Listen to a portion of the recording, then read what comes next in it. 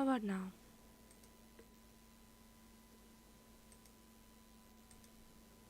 There we go. 5, 6, 7. 7 seconds behind, I think. I just had a conversation with my family. They do not understand why I hate artificial intelligence and art created by it so much. I am an artist. You see my PNG tuber here?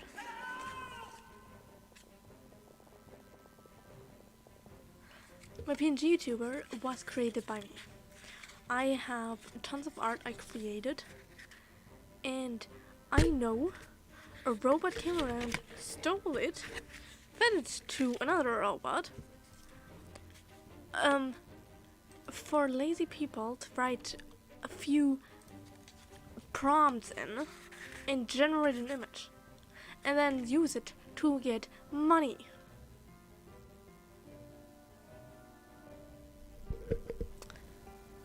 My own stuff has been stolen.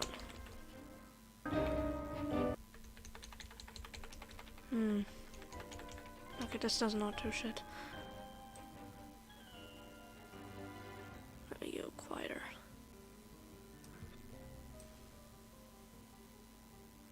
Like this. Good. Oh, no! Get away! Oh.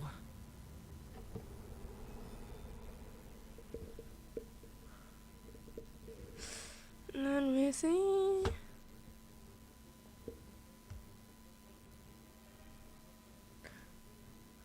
Selective. Here's. It's all such a sad expression.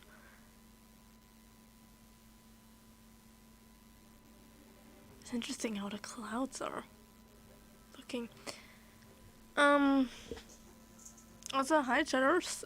If you're interesting, you can.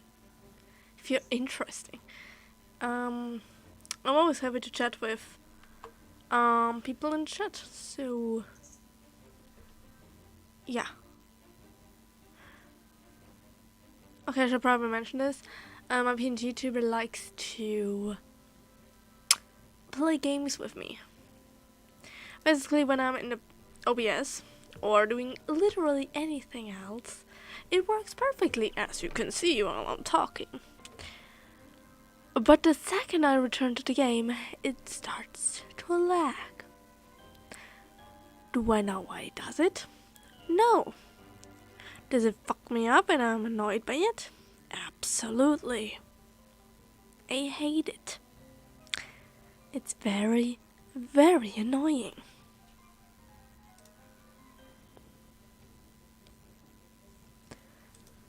Anyway, let's go back to the game. I know it's hard to stomach, Mr. Duran. But as I'm sure you've noticed, there is nothing we can do to intervene in that which unfolds before us. I just realized earlier when Marco was like saying Abyssal Dragon, and I just remembered, yet wait, Duran is also an Abyssal Dragon. Or was one. We have to at least try. And try you have. But are you aware of how many unsuccessful attempts you've made now? I wasn't keeping count. I'm afraid this is the 39th failure so far. Or the 5th if we're only counting this particular victim.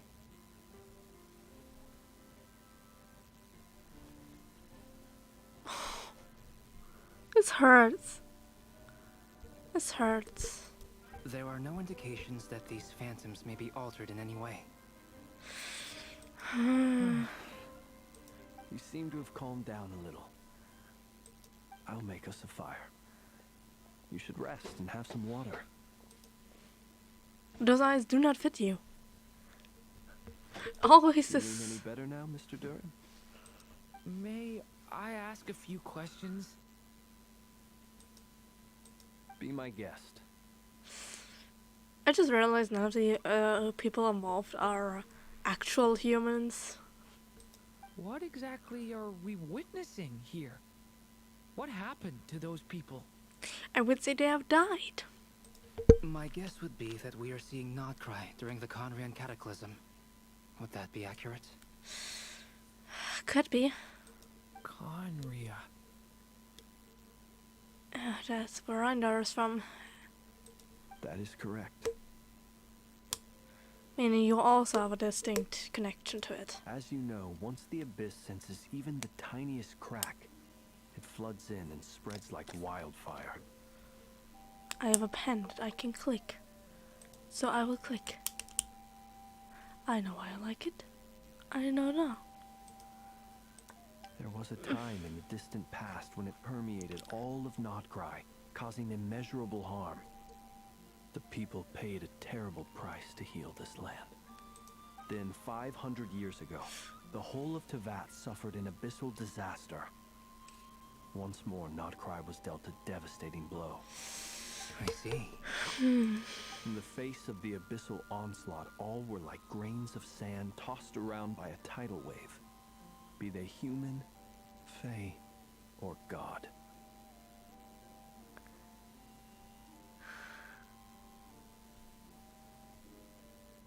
There's only one god known to be in Notcry. Perhaps there are more. Are there more gods? I think the three Moon Sisters died long ago. Even prior to that. The moment you witnessed is but one drop in a whole ocean of catastrophe. All right. I guess that answers my second question, too. I wanted to know why there's nothing I could do to help them, and that's because what we are seeing is history. That would be my guess as well. As I understand it, history and fate are not all that dissimilar.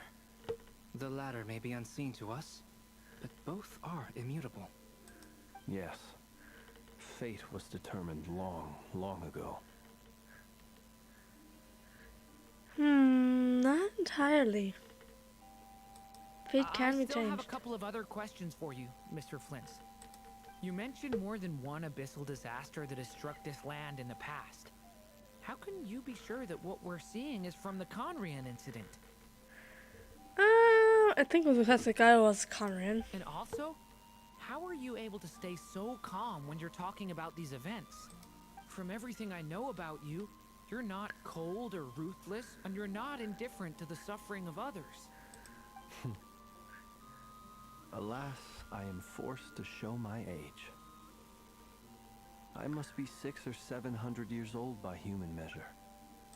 Wait, so you... We got a age confirmation. A rare occurrence indeed. Even if it's just like 600 to 700 years, that's still better than most characters. Like hell, we still don't know how old A is. She's probably the Archon with her and Venti are probably the two Archons who we know the least about their ages. We know about Venti that is older than 2600, and we know about A that she's over 2000. That's it. One is not easily moved by history when one has witnessed the truth firsthand. I'm sorry. You needn't apologize. Your passion is a good thing to have. Treasure it, because someday you may find it in terribly short supply. Now, at the risk of offending you, I have a question in return. Your curiosity toward the abyss, is it born from hatred or because you sense its call? I would say neither. Sense's call would be like what happened to the people, to the five sinners who were like listening to the abyss and following the abyss. This is not the case for Durin. Durin does not like the abyss. But he's interested in it because, well, his origins are, be it one of the two sides of him, abyssal. I only ask because I kept a fragment of Rere's body in my lantern for a short time. specifically his heart. So I know what a burden it can be to carry the abyss with you. And I hear its power growling from somewhere within you. In my eyes, your mere existence is a miracle. So interesting. Yeah. My honest answer is I don't know. I don't think I have the confidence to say for certain. What I will say is the abyss is not the only issue that haunts me. Even before I became who I am today, the question dogged me constantly. Should I even exist at all? Sri Dern was only created because of the fate of that Drunks my Dern was forced to go through. My doubts remain unresolved. But when we fought Barir, something became a little clearer to me. Sometimes it is the darkness within us that allows us to achieve the impossible. I certainly got the sense from your 39 attempts that you were trying to achieve the impossible. It sounds like you've resolved to see the truth for yourself. Absolutely. In that sense, he and I are quite similar. Then I wish you every success. I look forward to the day of your transcension. Well, if everyone's caught their breath, I suppose we should head back. Oh, and one last thing. I'd appreciate if you kept our discussion about history a secret. I know.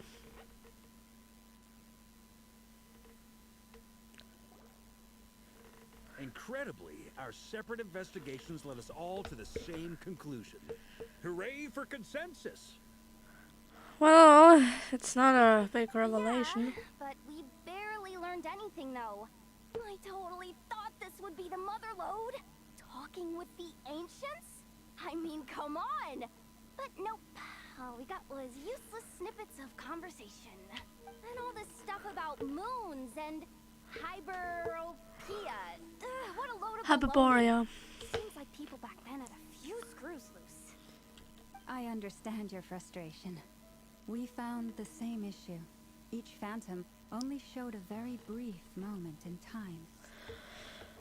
There isn't much value to be found in these miscellaneous fragments of a civilization's history, no matter how glorious it may have been. If there's a silver lining, it's that these phantoms are harmless to the present reality.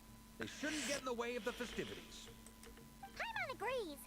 And not just because it's the first thing she understood in this whole conversation. What's wrong, You look Nefer? disappointed, Nefer.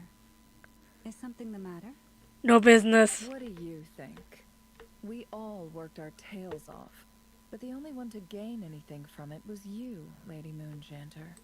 Well, please do share the Hyperborean records with me. I will gladly inscribe them in our people's documents. Oh, duh. Yeah, that was it. Hyperborea. Hyperborea. I'm serious. Only an expert in the Frostmoon Scions and their history can turn these records into valuable research material. The alternative is to let... Shutting up. Now is not a good time to push Nefer's buttons. You're right, Paimon. Anyway, back to Moon Prayer Night. I'm thinking that we should prepare something a little special, aside from the usual decorations and so on. What are you thinking? You mean a parting gift? Can't go wrong with food. Although, does food go bad on the moon? Who Perhaps a knows? lantern would be a better choice. It might be dark up there. Do you have air up there? It could prove difficult to light a lantern on the moon. Magical stones might serve that purpose better. What about a clockwork mecha model from Fontaine? I've got a whole bunch at home. I use them for fighting practice in my free time. None of these sound like things she would be even remotely interested in. But we don't interact with her enough to know what she likes. She likes to go hanky. Yeah. It would really save us the guesswork if someone could find out what she's into. Wait, what the? Traveler? They're all looking at you. You talk the most about with her. Apologies. Okay, I got it. I'll find a way chance to ask her. Great. Haha, problem solved. Now, I need to stop by Dory's. Gonna need her help sourcing a bunch of stuff for the festival. You're going directly to Nefer's competitor. Then let's leave it there for now. We all have our own business to attend to. Traveler, if you find out what Kutar likes, let us know right away. Good job.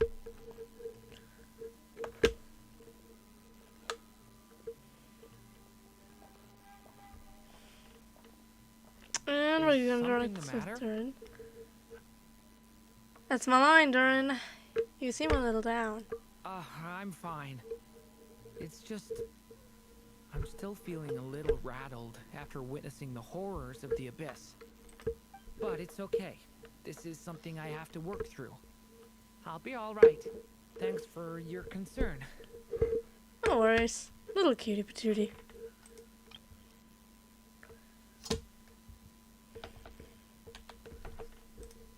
Well, don't put too much pressure on yourself. If you ever feel like something's wrong, physically or mentally, we're here to talk. Aw, don't forget, I'm a member of the Knights of Bonus. You can always rely on me. Come on. Stop treating me like a kid. You are a kid. In a way.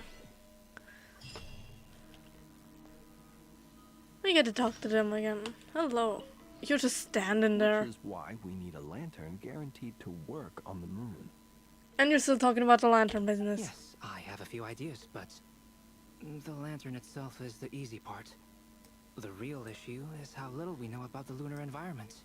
Wait. You two are serious about this? Yeah, they're like, we're getting a lantern up there. In some way or capacity, we're getting a lantern up there. Let's just say I'm intrigued by these shining magical stones that Mr. Albedo has mentioned. Flint's in his cool rock, collection.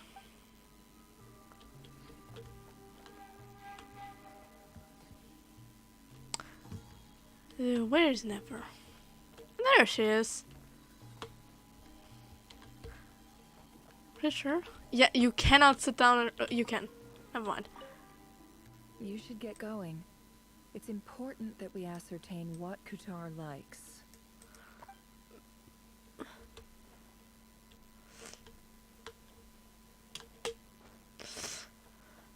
Alright. There's also this thing.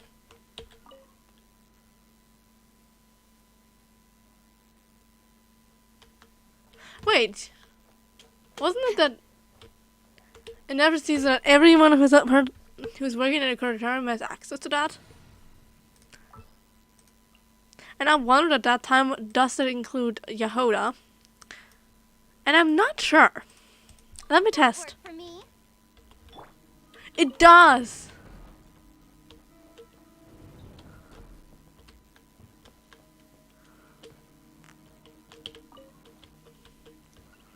Well, we take a proper look. We're not bound by a quest.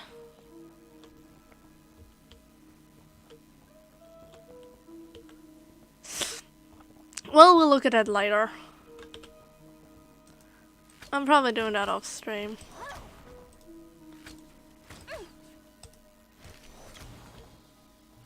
Okay, I must say Venti is still the one character who I have who has the longest attack pattern.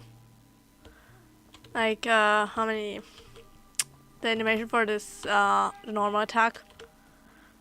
Because most commonly is 3 or 4.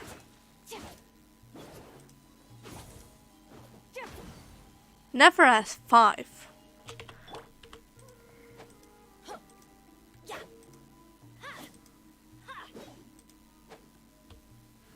Bennett has 5. Yehuda has...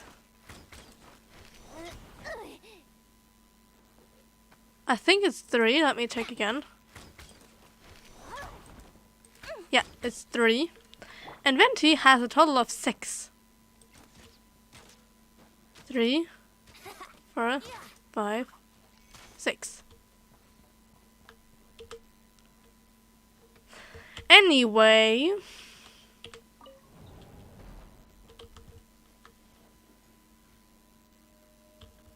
what happens? The door is opening. There's a bug. It disappears into nowhere. Anyway, Yehuda, hello. Could you do me a solid and try to smooth things over with Boss Neff?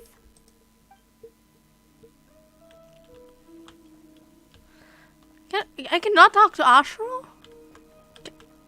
Really? Aww.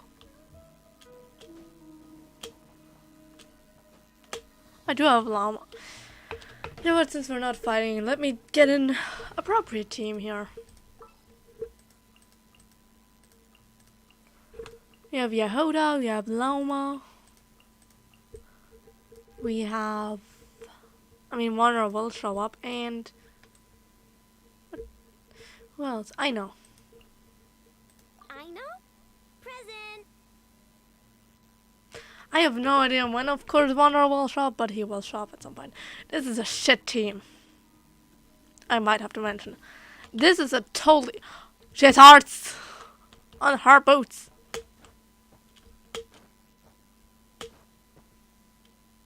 Look! The bottom of her boots are hearts. That's cute. That also looked very wrong. Look, I was literally just looking at her boots. Miss Lauma, would you accompany me into town? I think it'd be best if you saw the Frost Moon Scion's decorations for yourself. Very well. Let's go. Wow. That was the quickest conversation I've probably ever heard. You're not going anywhere. I want to see... Wait, I want to see that animation. Also, I like that she has a constant, like, cat smile on her face.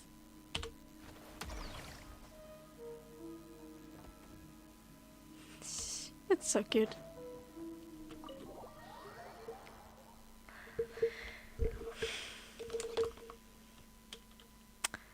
Hope we're not fighting anytime soon, because otherwise I need to run. Oh, right, Colombina. Forgot.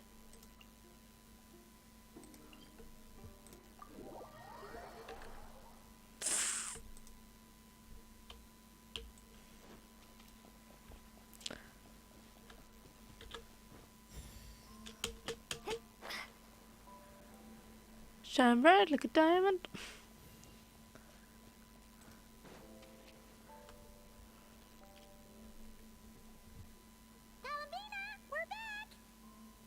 Huh? She's not here. I can't sense her presence at all. Well, she could also just appear behind you, like, boo. Were there a few Kuhenki here last time too? Where did they all go? Maybe she took them out for walking.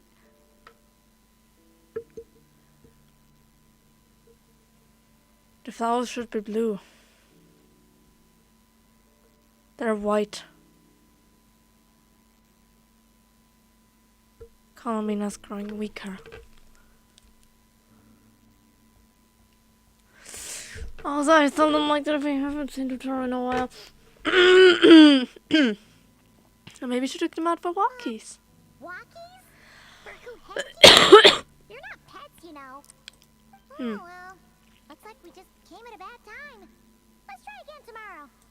There's still a few days until Moon Prayer Night, so we're in no rush. Besides, she needs time to rest anyway. Fair point, let's go. No, there's something. Even the Kuhenki on that other side was gone. Palomina, are you back yet? Look! I was talking about the flowers! They're white!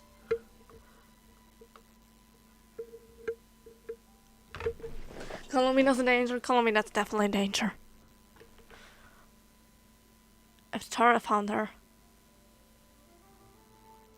then she's back probably at the pipeline.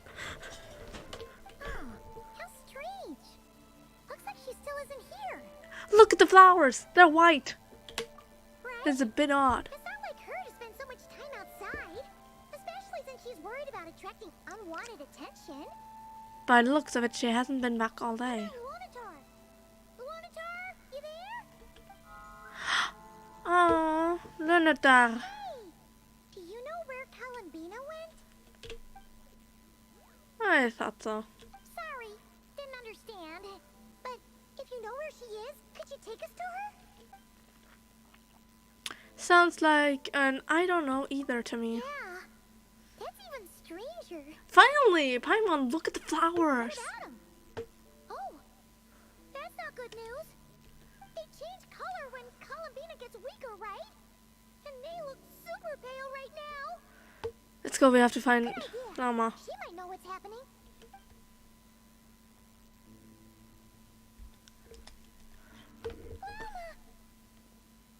Ah, it's you. How is Kutar? Is she okay? She's missing. Has she visited the Frostman No, Sounds? she hasn't.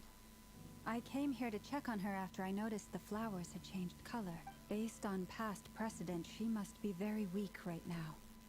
Even getting up to walk would be a struggle. It seems unlikely that she wandered off outside. Not to mention that she doesn't do that at the best of times either. So yeah, this is super weird. Has anyone approached Silver Moon Howl lately? No. Very few people are in the know about Kutar's whereabouts. And if anyone suspicious had visited, they'd have left some sort of evidence. Come on, let's go to Nasha Town. If anyone has seen her, someone there will know about it. It's not Cry's information hub after all. Makes sense. Let's go.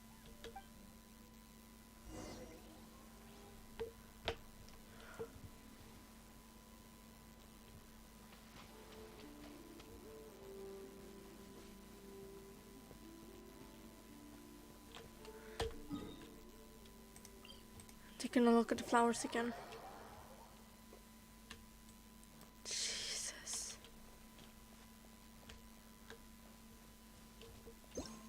It looks so wrong.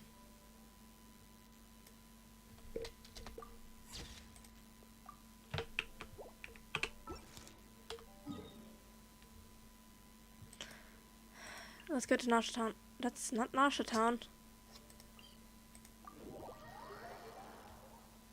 Not yet, at least. Sorry. Absolutely beautiful view.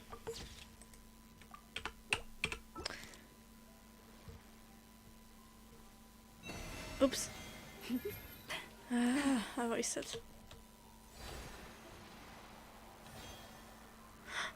Decorations.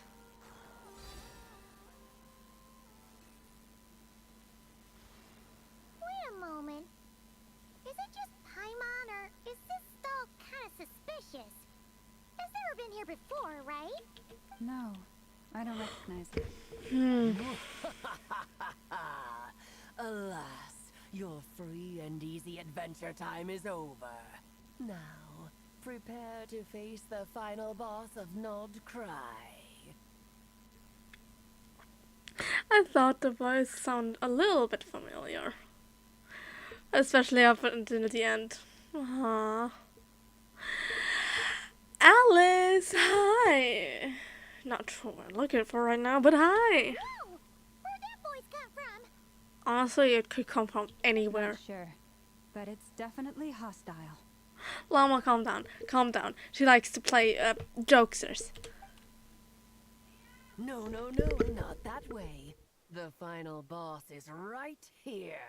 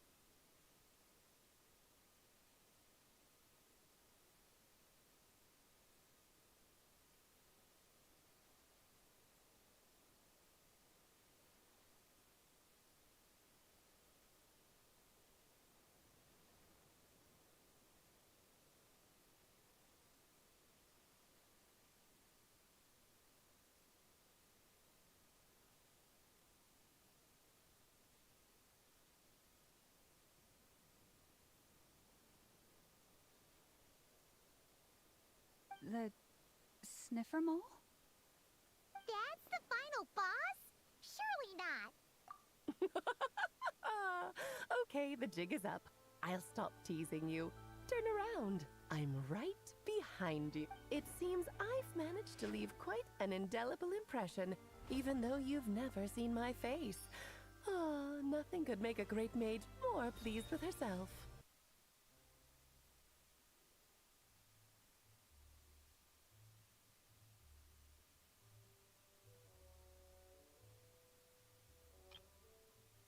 It seems I've managed to leave quite an indelible impression, even though you've never seen my face. Ah, nothing could make a great mage more pleased with herself.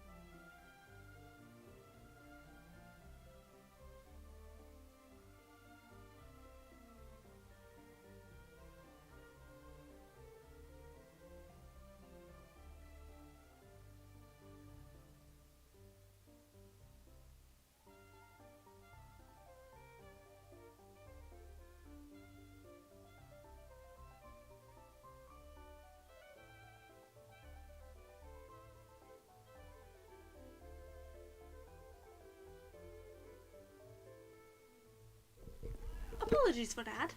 I was showing someone else here. Great Adventure of Realms, Daughter King, Defender of Old Monsters, etc. But most importantly, mother of our most adorable, Klee. Ooh, that's interesting.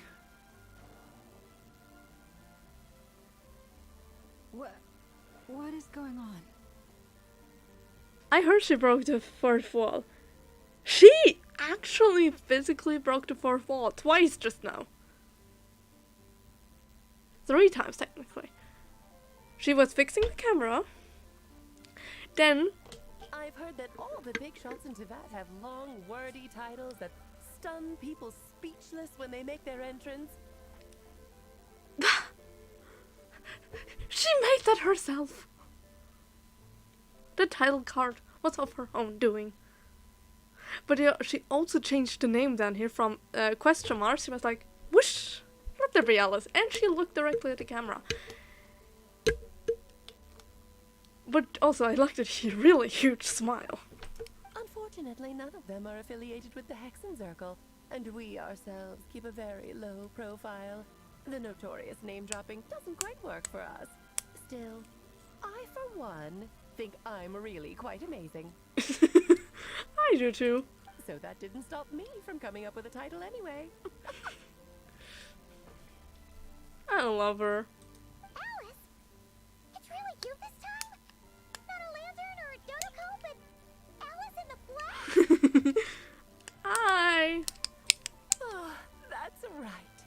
So, what do you think? How does it feel to finally meet me? Good. I'm really happy to meet you. I'm definitely pulling for her.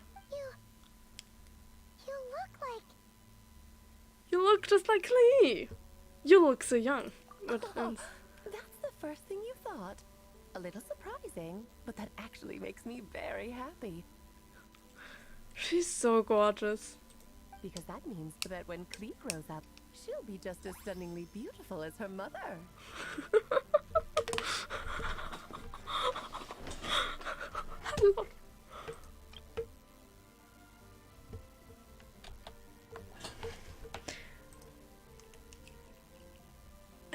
People were throwing around the question whether the Klee was created like Albedo was. I doubt it. I personally doubt it. And even if she was, Alice is still a great one in comparison to her right now. So she's a friend of yours? You could tell that. It's difficult to say. Kind of. This is actually the first time we've seen her in person. I see. Madam Mage, that was, quite a powerful entrance. I certainly won't be forgetting it anytime soon. It's okay, Lalma, don't force it. Paimon will do the honors. This is Alice from the Hexenzirkel. She's a friend of ours. And of Arcus, too. She's helped us a lot in the past. That's right. She's a good person. Just kind of unpredictable. Jesus Christ, that looks a little insane. Well, what is the human heart if not unpredictable? If we could not do as we please, how would we differ from machines? Well, you're not human. That's for sure. I am Lauma, Moon Chanter of the Frost Moon Scions. It is a pleasure to meet you. Oh, I know. Before you got here, I spent a good, 15 minutes getting up to speed on Nodcry's present situation. In other words, I've read the whole in the last episode part, so we can skip the pleasantries.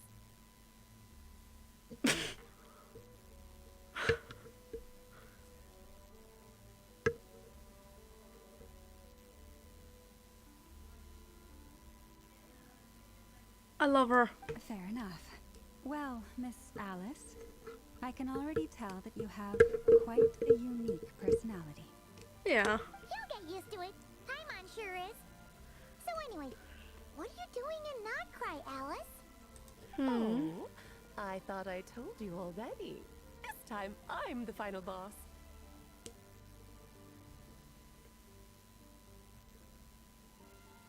No.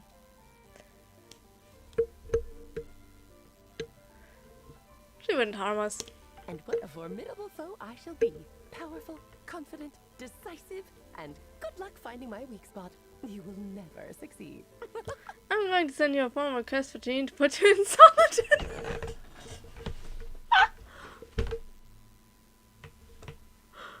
Jesus Christ! That's amazing. Oh, drat. My one weakness, and you found it in an instant. Fate has been dealt a devastating blow.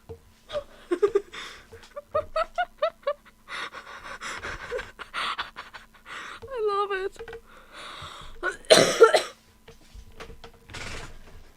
I'd probably even skip calling Vino for her. Thus falls the great Dodo King.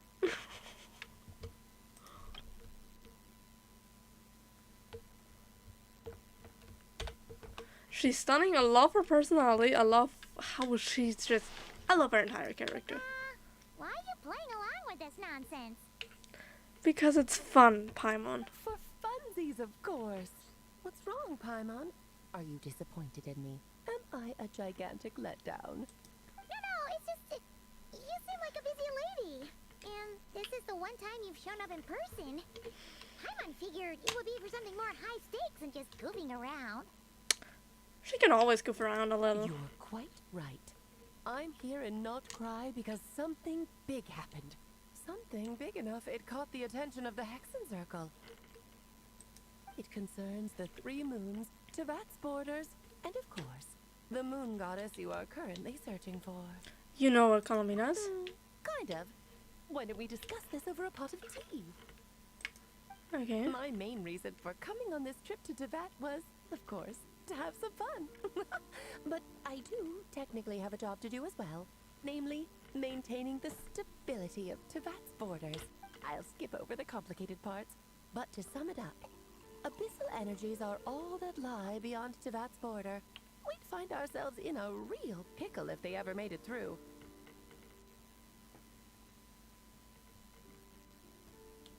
And the phantoms you've been seeing are a sign that the border has been disturbed.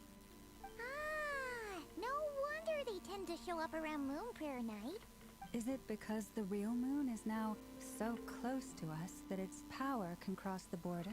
In part, but only a negligible amount passes through. Just enough to influence the verdant crests and so on. And as you've noticed, there has been an unprecedented number of phantoms appearing this year. The influence of the moon beyond the border cannot explain this. No. There is another far greater factor at play. The trilunar syzygy. A trilunar syzygy. Eons ago, before the heavenly principles came to Tevat, it was the then 3 moon goddesses who controlled the laws of this world.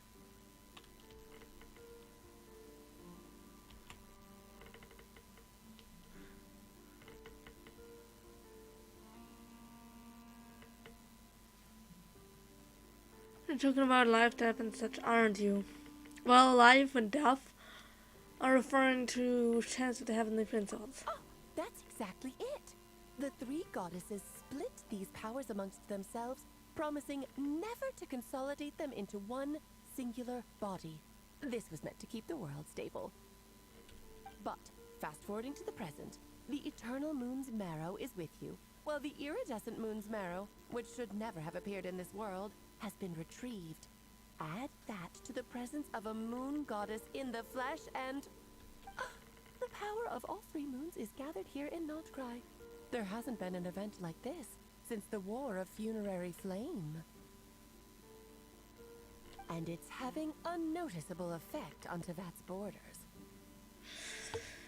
Why are you so concerned about said borders, if I might ask? Because I wish to give my darling daughter a peaceful, sunny environment to grow up in.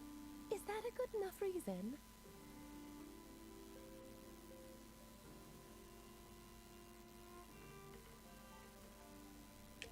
Aww.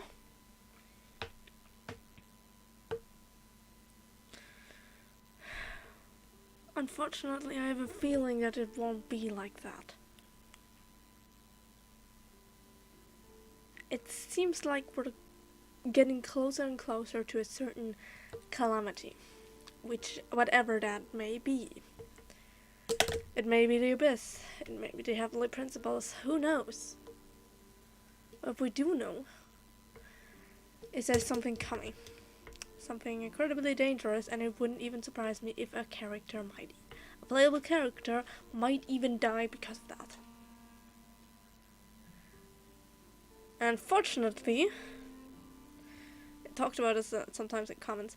I was talking about the connection to death and how every single Archon has a connection to death except for one.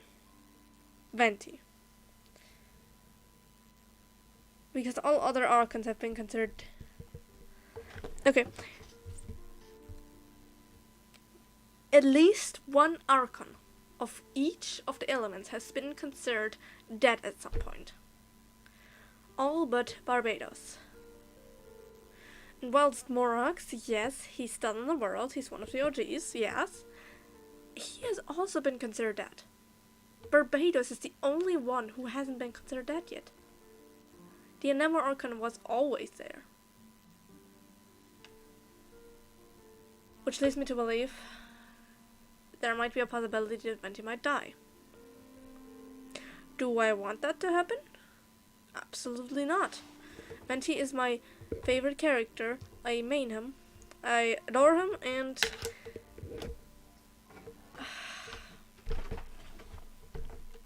I'm just taking the facts. Kinda sounds like you're dodging the question, but it does make sense. Well, that's one reason anyway, and the most important one. The others are a little complicated to explain. For instance, cleaning up after dearest Miss R. Oh. Granddaughter. Albedo could tell you more about that if you're curious.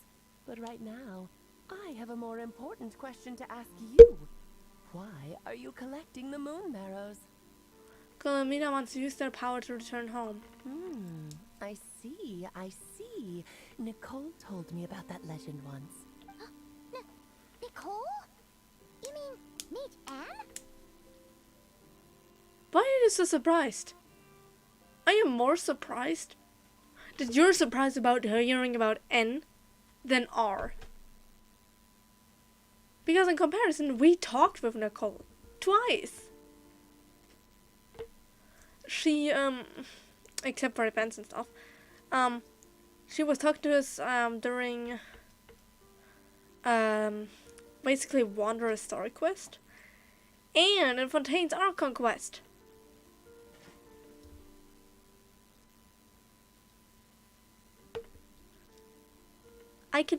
We have never talked with Granddaughter, ever. Sure, we know more about her by now than we know about N, but still. Oh, so you remember. We heard a voice in Fontaine. Yes, of course. That was the story about Fate, her area of expertise. But back to the story of our dear moon goddess. I'm afraid her intended method of returning to the moon is unlikely to work anymore. What does that mean? She may be missing, but she hasn't gone anywhere. She has disappeared.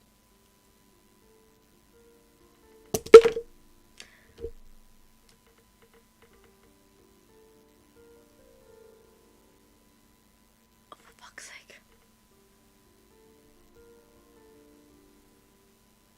They wouldn't just do that to us, right?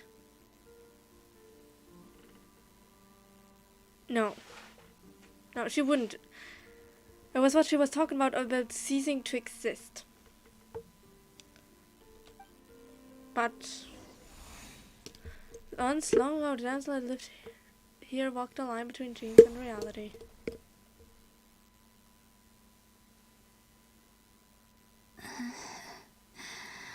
My body is so heavy. Wait, no. It's my mind that's heavy. My arms and legs are as light as a feather. What's happening to me? I feel drowsy, like I've been asleep for too long. Is it daytime or nighttime? Is the moon out? I think I'll go for a walk. Day 1 show is playable. Colomino.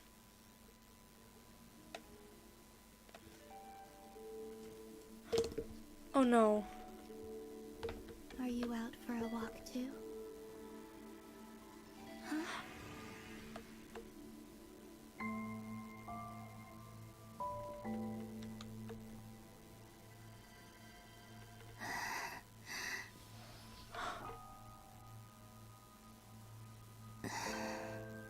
The day has come at last.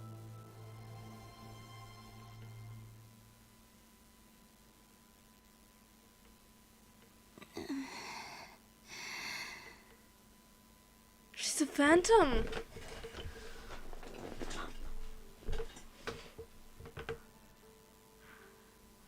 That means she's still not completely gone. Have I grown so weak that I can't even sustain my physical form? But Moon Prayer Night is nearly here.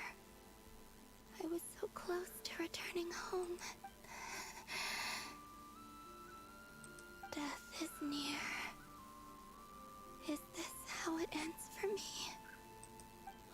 return to the moon after I disappear. Or... I don't want it to end like this. So far, at least, I still exist. Even if not physically, I can still feel. But as my power wanes, I'm sure that too will fade. I suppose I might take one final look at this world. The world where I was born.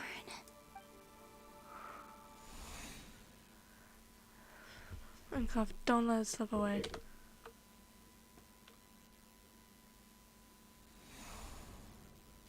Come on, come on! Wait for me! The Frost Moon Enclave. How much it has changed since I was born.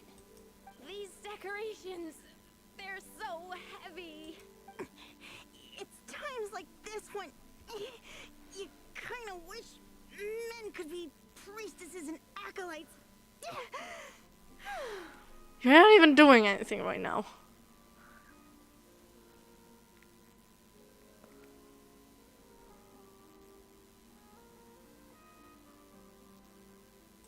How fascinating.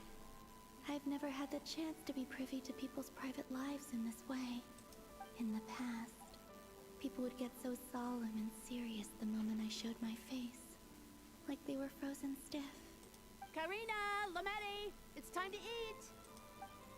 Coming!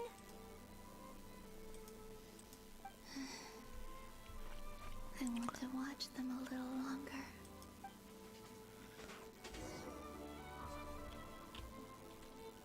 What?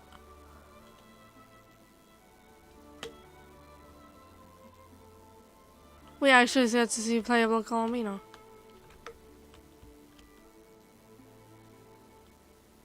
I saw leaks about her. And I find it absolutely stunning that she actually gets a fully new walking, running, jumping animation.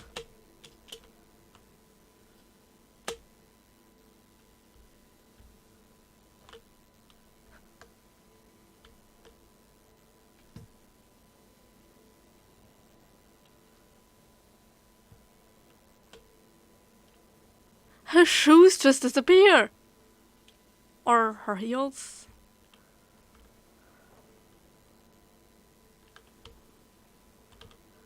I'm just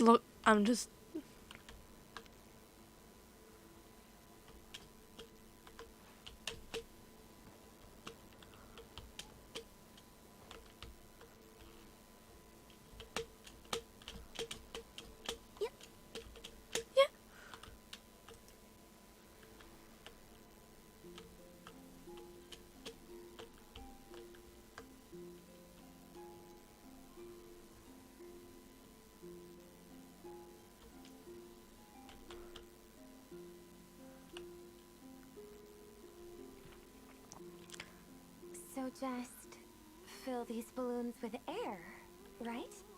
Yep. Try a couple now to test things out. The rest can wait till Moon Prayer night. I need to sketch my back. They're so cute. Think fast. Rita!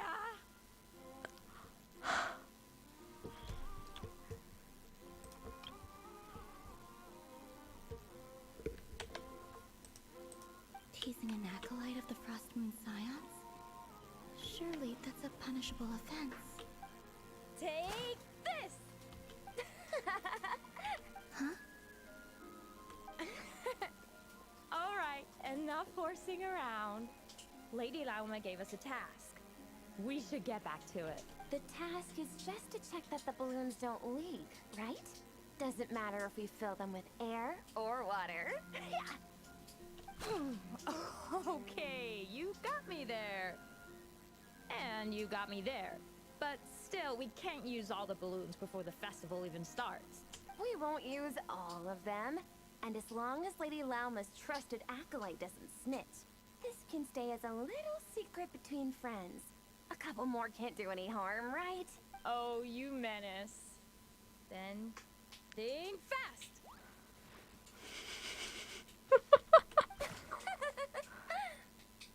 Is pumping a balloon full of water really so much fun? It's fun when you do stuff with friends. They're having a balloon fight. She's jumping so elegantly. It reminds me of how... Jesus! You see a moon when she jumps. Look. It's a crescent moon.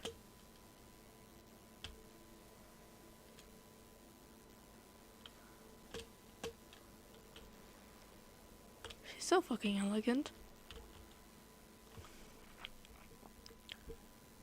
Cat. I'm sure you're both tired from playing all day. Come on, eat up. A plain, humble meal. That has always been the way of the Frost Moon Scions. Huh? How come Lametti got a midsummer berry dessert? Oh, I always get Lockaberry. I don't mind sharing. You can have a bite of mine if I get to have a bite of yours. They're sharing food? I've never shared food with anyone before. Even at the Harbinger tea parties, everyone just ate off their own plate. And when I couldn't finish my food offerings from the Frost Moon Scions, they'd leave the leftovers out under the moonlight for the animals to claim. Hey! That was 2 bites! Oh, then you can have another bite of mine. Oh, you too. Oh, don't fret now. Here, have some of Granny's too.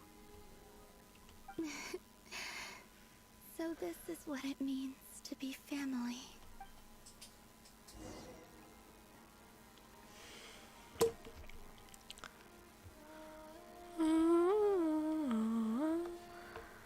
I'm seeing so much that I'd never usually get to see.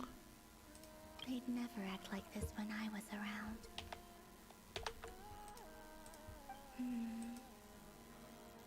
It's nice being able to just watch people in peace in these final moments. What a rare opportunity.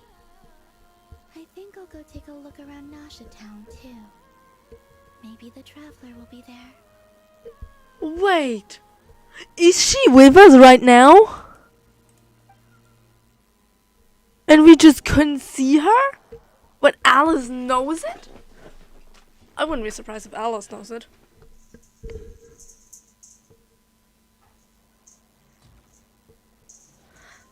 After the War of Funerary Flame, the Moon Goddesses were no longer recognized by Tevat. They lost the whole foundation for their existence. That's why the Moon Goddess's strength is fading. She cannot withstand the world's rejection of her. It's just like what Colomina says. The world itself is rejecting her. To be more pedantic about it, the Moon Goddesses did something to offend the heavenly principles, and that's why they were ousted. Something of a recurring theme in Tevat's history. Oh, yes. Heavenly principles are quite shit.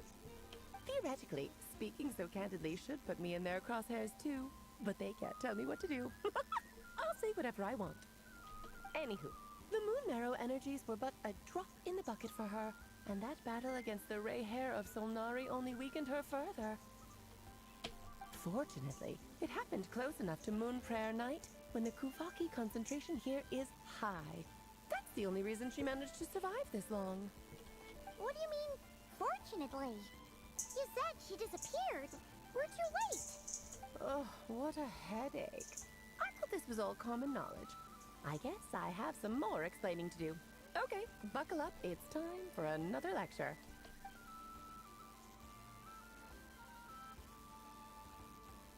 Now, I said earlier that the Moon Goddesses lost the foundation for their existence. The reason for that has to do with the natural order, basically the rationale for their existence in Tevat. The same logic applies to the present Moon Goddess too. Consider her existence so far. Her comrades in the Fatui called her Damselette. and she was worshipped as Kutar by the Frost Moon Scions. But these connections have now been severed, whether by her hand or yours. So, the rationale that once sustained her existence is now gone. Wait, we did that to her? Oh, well, strictly speaking, yes. But let's not start pointing fingers, shall we? I'll only end up as the big bad villain, and that's not the kind of final boss I want to be. You're making it. Help me if you didn't mean you have a plan. Of course I do. I'm only the greatest mage in the whole entire world. I mean, you might fight with that title with your colleagues. Now, if you wish to find your moon goddess, there are 2 problems we need to solve. We probably need to find her. Firstly, we'll need to strengthen the connection between her and Tevat. At least enough to sustain her until Moon Prayer Night. Strengthen her connection.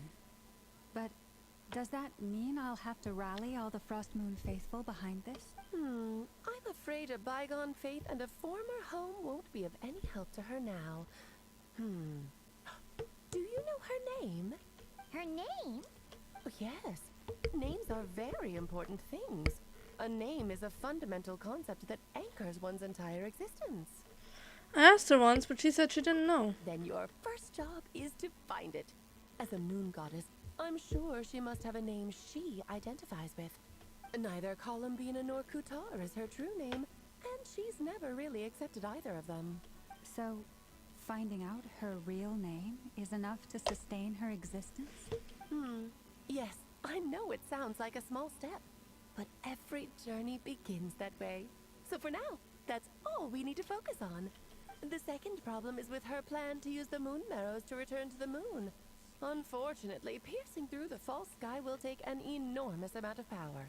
Given her current condition, she won't be able to provide anywhere near enough power, even if she recovers her physical form. But no need to fret. Nicole's the expert in this field, and I'm sure she'll figure something out. Wait, Mage N is going to help us out too? That means we've got 2 Hexacircle mages on the case. This is turning into a pretty big deal. Actually, this is more of a side quest for me. Like you said, I'm a busy lady, so I can't stay for too long. I'll have to return to Tevat's border soon. Thank you for telling us all of this. That's the upside you get for looking out for my little Clee. Hopefully that will incentivize you to carry on keeping her company in the future. Anyway, jokes aside, you'd better get moving. It will take quite a miracle for the moon goddess's consciousness to hold out till Moon Prayer Night. Oh, I suppose I might as well tell you where Nicole is before I leave. Off you go now. Time to meet your new friend. Oh, yes, and a little suggestion. Don't forget to mind your heads. What? I wonder how Durin's doing. I should really go see him before I head back. Oh, okay. You really are super busy. I most certainly am. There's so many children I have to keep tabs on just in Mondstadt. Durin, Albedo, Venti, Varka. I remember people were like, people are constantly discussing Venti's relationship with Mondstadt, and many say that Venti views everyone in Mondstadt as his children. Well, I doubt that's pretty much the case. Not that he means that, I mean that he does mean it wordly. But what I say, protective sense over them, blah blah blah. What I'm more surprised about is like, nope, it appears somewhat the other way around. I mean, Durin and Albedo makes sense. Venti and Varka, okay. Clay didn't make the list,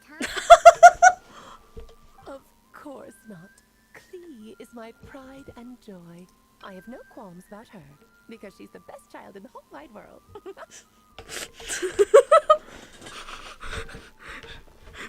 She literally looks very menacing right now. Yeah. Clay's a little angel. I'm glad you agree. Well, all the best. See you when I see you. See ya. She left in a hurry. Should we handle it for her? I doubt that's necessary. A mage of her abilities doesn't need our help. I must say, I am now very curious about her daughter. Klee, wasn't it? What's she like? Explosive.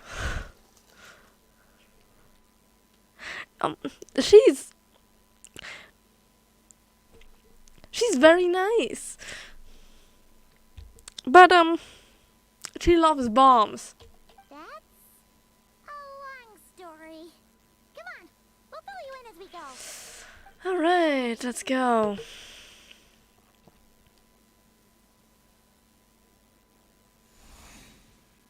Oh! We're going back to Galambina!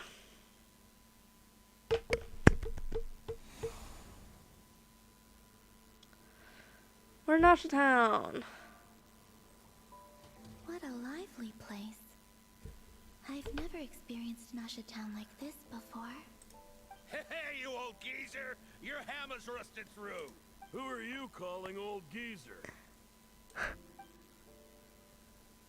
Are they quarreling?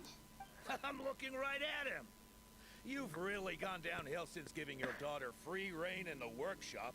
Can you even swing a hammer anymore? It shouldn't take you days just to fix a single chair. You might as well use that hammer to massage my back for all the good it's doing. Don't run your mouth, or you'll get a back massage that'll put you in bed for the rest of your life. Look, the materials haven't arrived yet, all right? You know how busy it gets in the days before Moon Prayer Night. I'll bet you send all the materials to your little princess. Blood's always thicker than water, huh? All right, you've made your point, Uncle Koski. As soon as the materials arrive, fixing your chair will be the #1 priority. And Dad, if you've got time to chat, why don't you lend me a hand, See? Lolka knows what the score is. I guess they're friends. But the way they spoke to each other was so ugly. They know And each other. again, it wouldn't be the first time I've seen something like this. Columbina! Sing outside my door in the middle of the night one more time, and I'll unscrew your vocal cords. You hear me? Oh, Zandrone.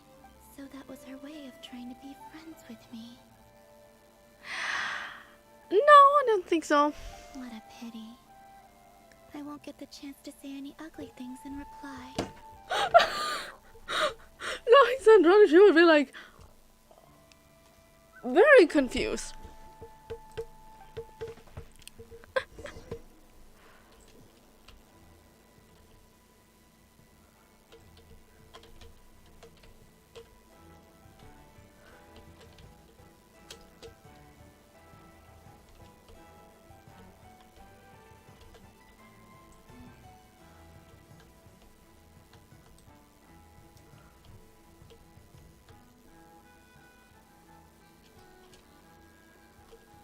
Also like her wings.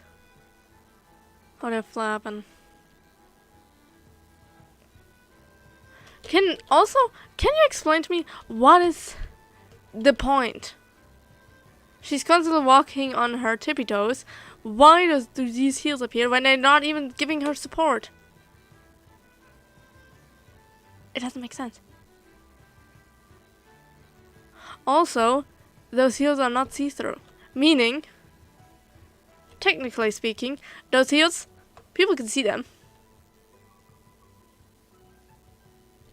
Not right speaking. Okay, where are we going?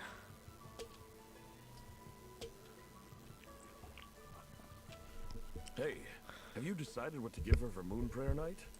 I sure have. She's gonna get the surprise of her life when she's least expecting it. Then I'll whip out the ring and pop the question. Aw, The marriage surprise proposal. of her life. What a fun turn of phrase. Cool, I get the picture. You can spare me the gushy details. Ooh, looks like we have a customer. Hello there, ma'am. Would you like some Moon Prayer Night candy? Huh? Is he talking to me? Can he see me? Here you go.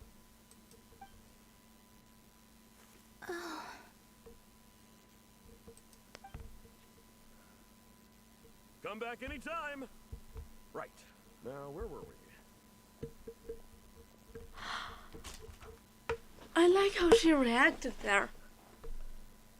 She really just wants to be treated like a normal person. But she never was. I don't know why, but I still held out hope.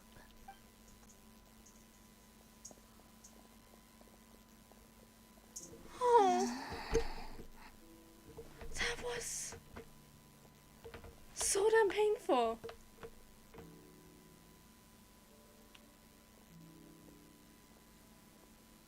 Columbina?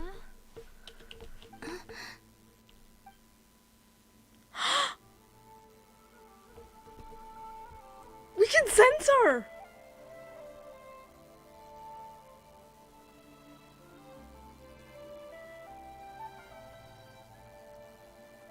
Traveler? Let's go! This is no time to be spacing out!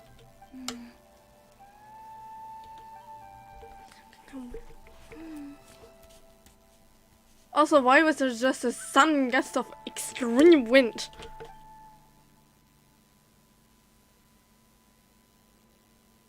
She's coming with us. Maybe it's not so bad, just quietly standing by the side like this.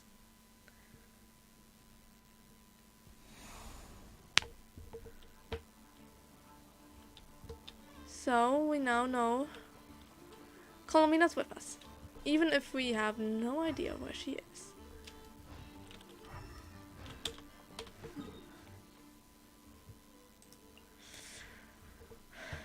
That's Hissy Isle.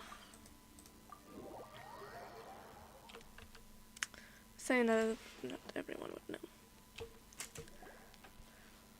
Where are they going? They mentioned a mage and a name? Your name. But first of all, I think they're looking for Nicole. So, Mr. Varka, are you acquainted with this Nicole? Or should I call her Mage N? Ah, not really. We've never met, though she has come up in conversation. Hmm. From what I've gathered, Alice kind of took Nicole under her wing. Taught her how to speak in a more ladylike fashion. That kind of thing. Huh. Hard to imagine Alice as an etiquette coach. Yeah. Alice is a larger-than-life personality, I'll give you that. But then again, that's why she's able to draw such an eclectic mix of people into her inner circle. Yeah.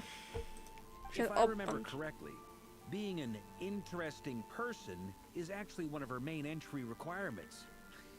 So, if you ever wanted to join the Hexen Circle, I'm sure you'd both be eligible to apply. No, I feel like there's one of the big points is that you need to be a woman. Because I'm pretty sure all Hexen Circle members are women, and there's no exceptions, which makes sense because Hexen Circle is German, Hexenkreis, Hexen Circle, meaning like a witch's circle, and Hexe specifically means a female witch. A male witch would be like Magia, which would be a magician. It's difficult. Hey! Don't go around making promises on Alice's behalf. I wouldn't dare. I'm just trying to paint a picture of the Hexen Circle for you. Okay, sure.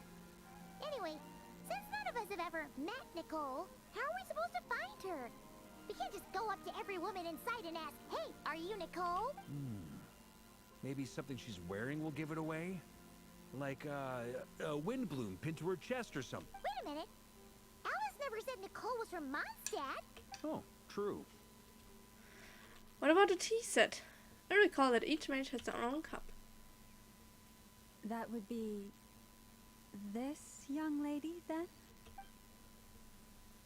Ooh, interesting. Hey there. Sorry to disturb you, but are you Miss Nicole?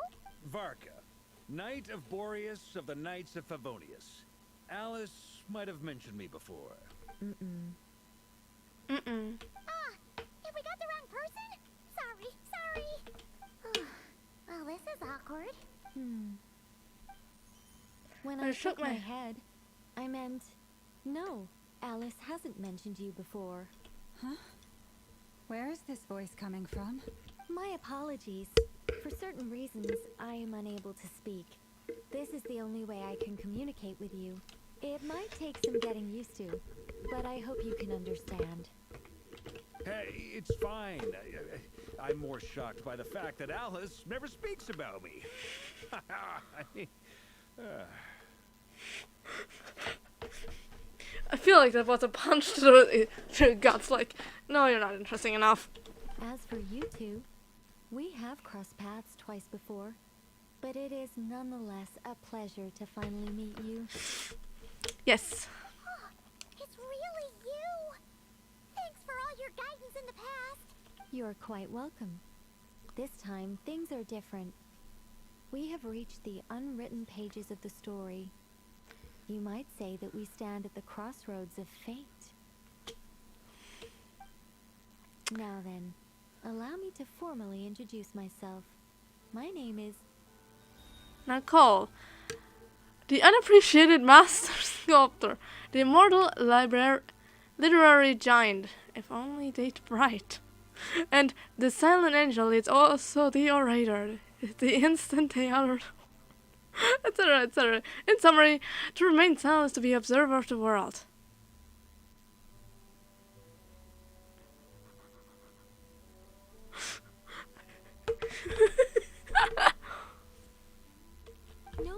No, stop! Alice, I can't believe it.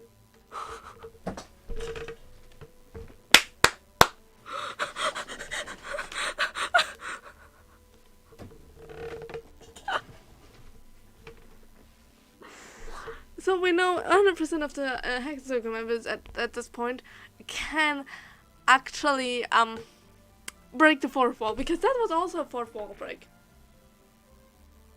Unless that those things are just physically in the game. Like something appearing. What about this? Like each time with the Harbingers, it just physically appears such a name card. I had a whole speech prepared. I'd agonized over every single word. She always picks the worst moments to ruin other people's plans. I'm so sorry about that.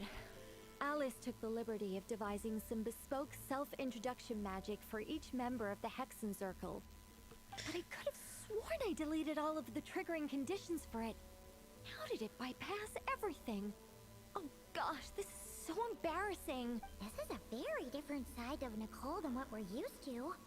Is she not used to face-to-face interactions? Probably not, because she's an observer of the world.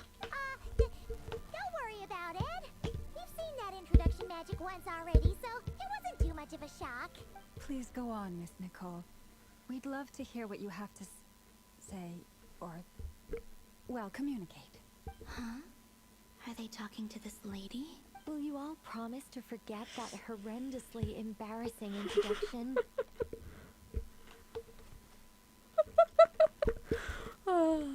I gotta say, I love Alice. I gotta go also for a quick moment.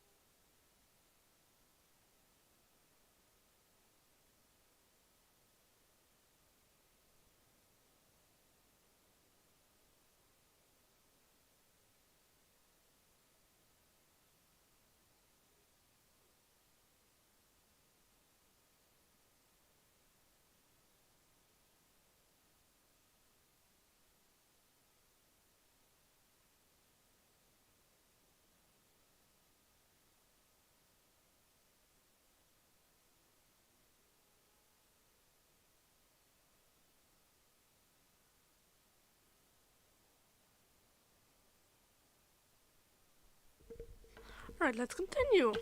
Sorry, embarrassing. When? Yes. Oh, oops. My name is Nicole, and I am one of a very few angels who have retained both their preferred form and their power. She is an angel, aka a Seelie. The Traveler and Paimon should be no strangers to this concept. There is another of our kind in Natlan. They call her the Lord of the Night. You find also a lot of them all around the world. She is a Seelie. Alright! Paimon remembers her. But we've never seen her in person. Yes. Well, I have retained more of my power than she. It's because I don't have a long-term duty to fulfill. To be more specific, no. We'll be here all day if I get into the specifics. Moving on. If I'm not mistaken, you are here because you wish to learn how one might reach the moon beyond the sky. That's right. Is that something you can give us any guidance on? Yes, I do know a way. It began with the Hyperboreans, who lived after the War of Funerary Flame. Blank looks. Maybe I should start with the background of the war. Or maybe not. It shouldn't be an issue. I'll fill in the gaps for you when we have more time. Anyway, after that war ended, the three moons retreated to beyond the false. The Hyperboreans were humans I once aided. They accepted the civilization and creations bestowed upon them by the angels.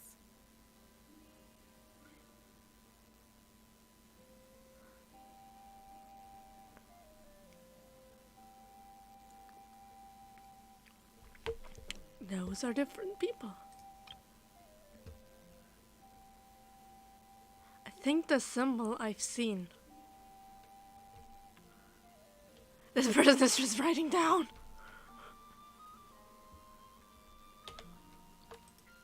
But despite accepting many blessings of the angels, many among them still held on to their faith in the moons. They were reluctant to accept the new order, even after the War of Funerary Flame. They sought to contact the moon goddesses beyond the sky and receive their guidance. But all three had passed away by that point. This mage has a unique method of communicating. Is she talking about the moons? Yes, but they did not know. And so, still they prayed for the moon goddess's mercy. After building titanic structures that consumed vast amounts of Kuvaki, at last they glimpsed the moons and heard their voices. But of course, they were gravely disappointed. For it was then that they realized the three moon goddesses were dead.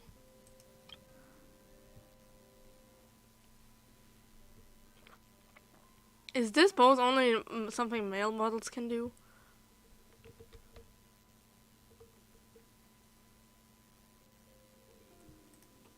Oh, that's such a sad story.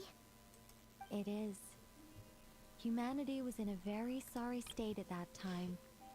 The angels who had once aided them were gone, and the War of Funerary Flames had left them homeless and destitute. Just a second, I gotta ask. How relevant is all this history to the task at hand? They had contact to the moon. Well, I mean, it's... Okay, it seems we've drifted into irrelevant narrative waters.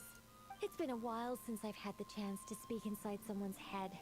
As soon as I got started, I lost control, and the words just flowed out like a waterfall. What I'm trying to say is... Right, yes, that's it. The relevant part is the ritual created by the Hyperboreans. It looked like she would be pouting.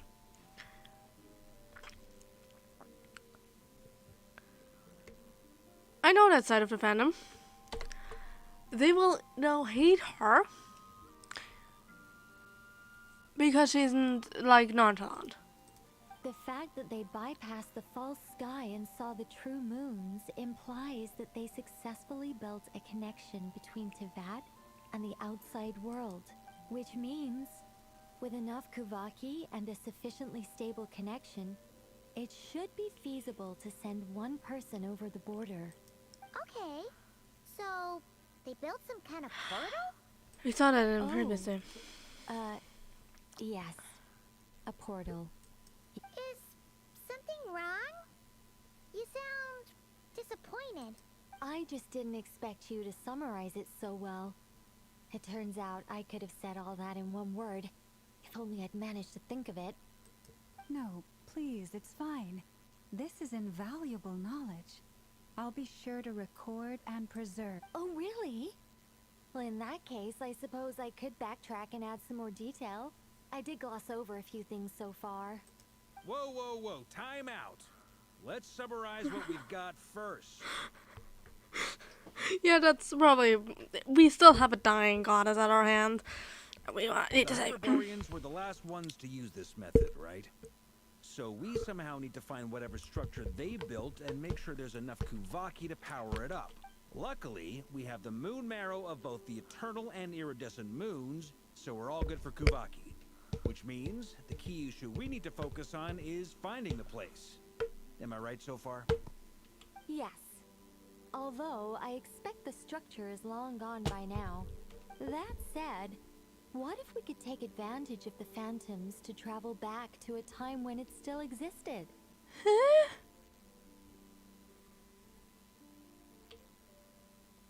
Well, travel back isn't quite accurate. It's more like we'd be creating a handshake between 2 points in space-time.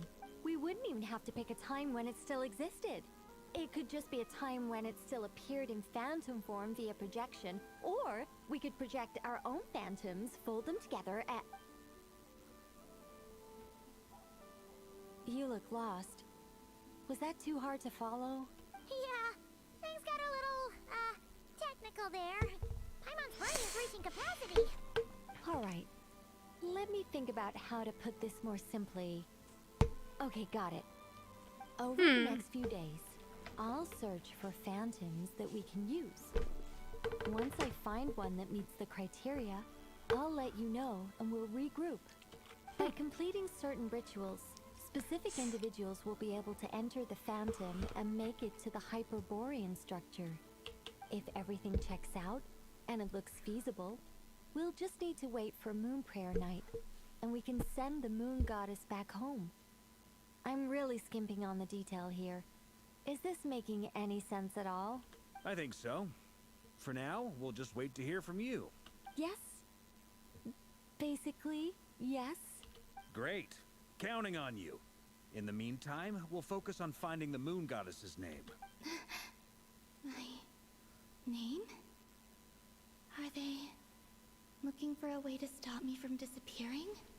Excuse me, Miss... Go on, Miss Nicole.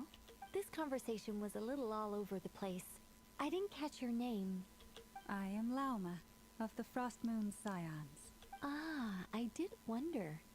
I noticed that you listened very intently when I spoke about Hyperborea and the moon's history. Yeah. If you'd be interested, I'd love to visit you this evening and go through it again in greater detail. Also, if you were serious about making a record, it would be too risky to simply write down the raw details as is. I would suggest some tweaks. Maybe rewrite the stories as fairy tales or fables, perhaps even prayers.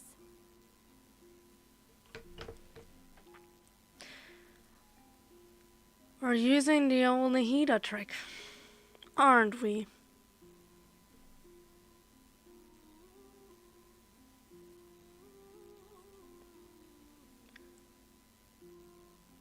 But who would want that? Who would try to erase it from Irminsul? Because fairy tales or fables or perhaps even prayers, aka, this would be some security. Instead of being deleted once it's removed from history, it would retain in this form, so it wouldn't be lost. Who would delete it from history, though? Anyway, we can cross that bridge when we come to it. So, see you later then? Oh, and no need to prepare anything. Just a cup of tea will do. See ya! I like that it's not even touched. Friendly. It's just... I like that it's not even touched upon. That's definitely about Arm and Soul. It's probably about before Sun and Moon, stuff and like that. You could be in danger. It's so nice to find someone who's actually willing to listen. I've been dying for a chance to finally go through all this systematically from start to finish. Any longer and I'd probably start forgetting it. Now Paimon gets why Alice told us to mind our heads. What did I tell you? A lot of quirky people in Alice's orbit. Now then, the next order of business is, where do we start looking for the moon goddess's name? Maybe the rest of what Nicole has to say might give us some clues. Once I've heard her out, I'll summarize the salient points and share them with you all. I'm also inclined to review our other documents. Yes, our faith was first established by our Hyperborean ancestors, but many of the more factually accurate records are from after Kuthar's birth. I have a hunch Fatui might know something too. Sounds like we're gonna follow Calabina's journey through Tibet, huh? In that case, we'll start by heading to the Frost Moon Enclave. Sounds like a plan. Take this with you. I'll see about getting in touch with the Fatui. It'll probably just be Arlecchino and Sandroni again. They're the only ones who would want to help. Let me guess. The thing you just handed us is a Dodo communication device? Thank you, Mr. Varka. Don't mention it. Honestly, I'm more comfortable dealing with the Fatui than prying into the details of a young lady's childhood. Catch you later. I should follow them, just in case there's some way that I can help.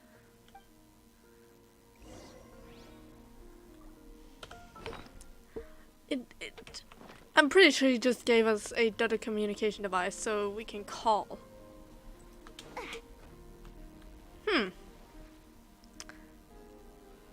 How inclined am I to die? I mean, I do have 2 good characters on my team.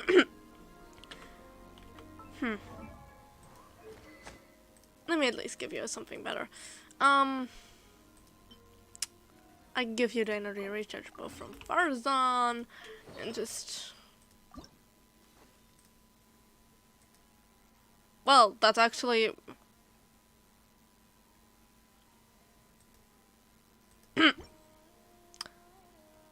Have fun with that.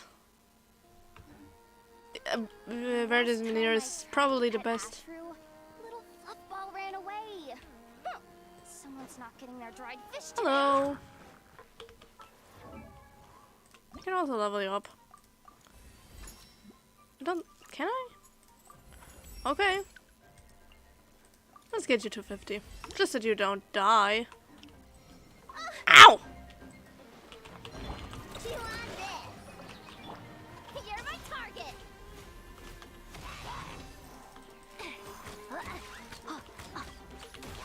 The wind rises. Wretched vermin. Florist, protect us.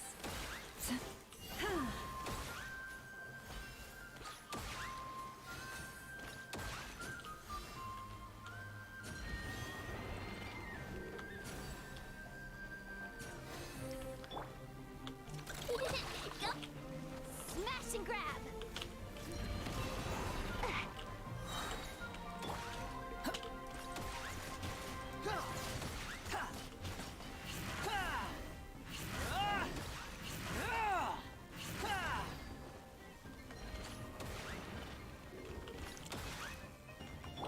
Branch into song. I hate those enemies with shields. Anyway, I think that was decent. I'm not inclined to dying, so yeah. I'm walking.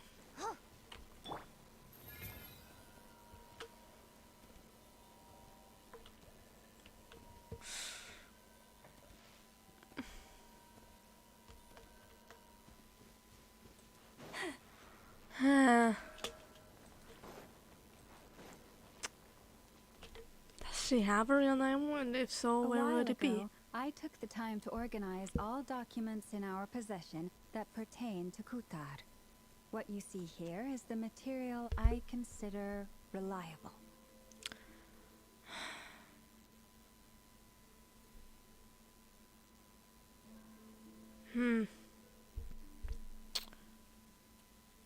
We know that the three Moon Sisters' names were Arya, Sonnet, and Canon.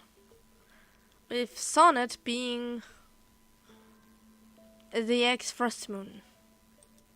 But they also seem to have multiple names. You're saying there's unreliable material too? Yes.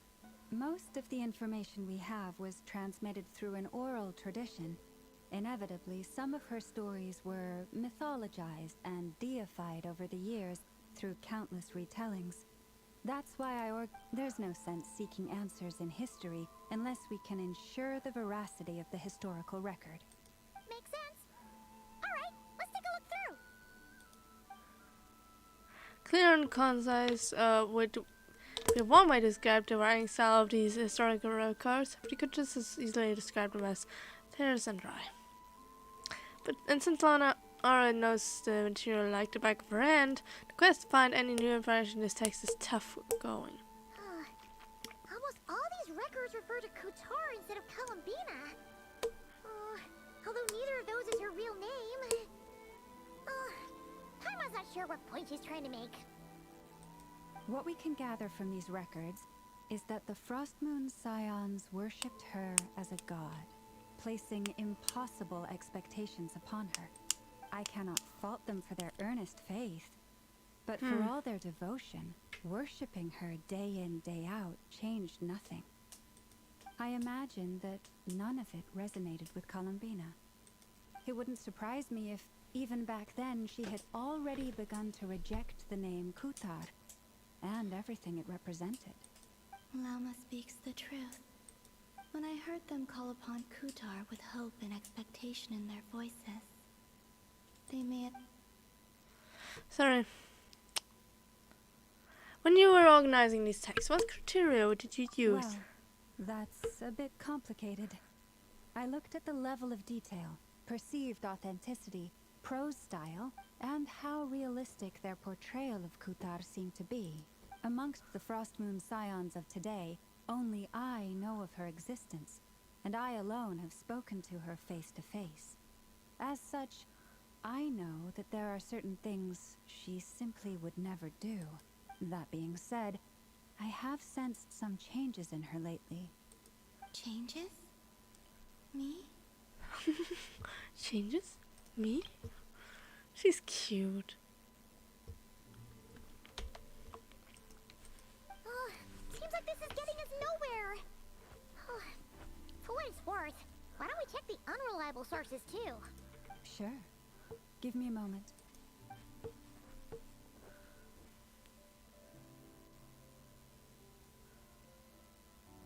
Exerting but a fraction of her divine might, Kutar sheared a great mass from the snow-capped mountain and cast it into the sea, upon whose surface shone the mirror image of the moon. Thus was formed the island of Hisi. Yeah, right. That doesn't even begin to pass the sniff test. No, and Columbina was born on Hisi Island. The three moons are not but lies through and through. Only one moon has ever shone for us, and Kutar is her name.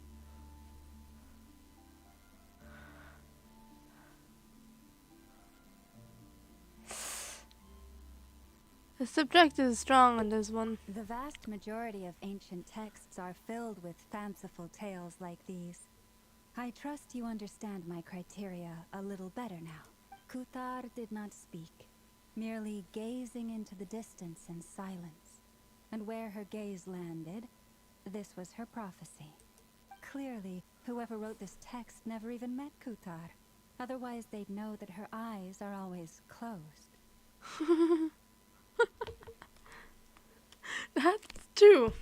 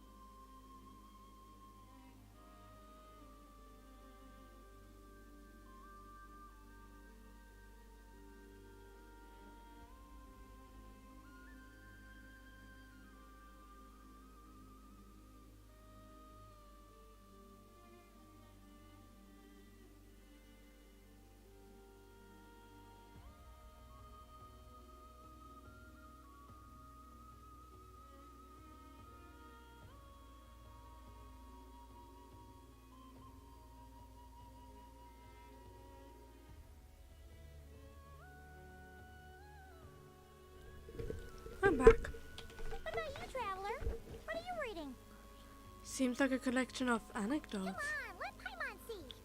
The child wished to build a wooden nest with which to shield a fledgling bird from the cold.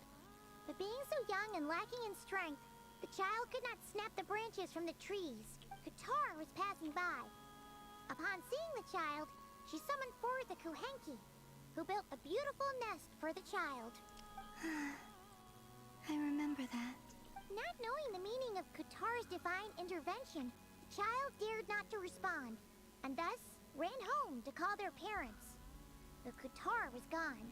The Moon-Chanter declared the event a miracle and took the nest as a relic, placing it on high for all to see. The child was named as one favored by the goddess, and was greatly respected amongst the people.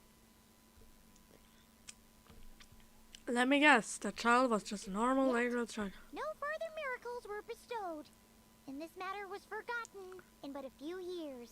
Huh. Any thoughts after reading that? If it's true, it gives off a somewhat lonesome feeling. Yeah. Columbina probably just wanted to join the kid in making nests. Ah. I had originally considered this a fabrication, because Kutar did not perform any similar actions in subsequent records. But now that I think about it, it does seem like something... She didn't know how other people would interpret her actions. She was probably worried about making things difficult for people. So, she gradually stopped joining in. Yes. Oh, that's so sad.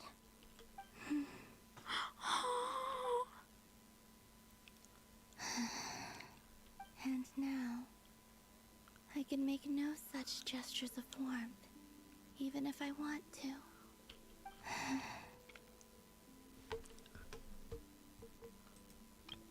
There's a reflection to Kutar's statue in the background.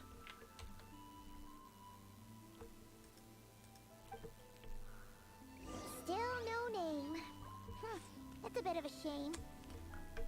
But we did learn some interesting story. Barca said he was gonna set up a meeting with Arlecchino and Centrone, right? Let's go back to Nashi Town and see how he's doing. Oh. I also see... Fatui hideout. Not the Fatui. Knights of Vonius.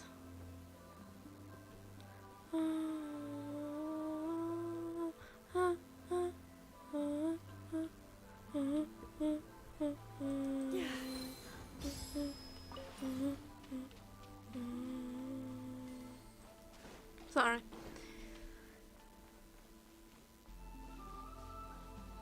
I have to... I just realized why it seemed wrong. I felt like this felt wrong, and then I realized I was quicker, and then I realized I have 2 animal characters on my team. Meaning we get a speed buff of, I think, 15%? Let me see.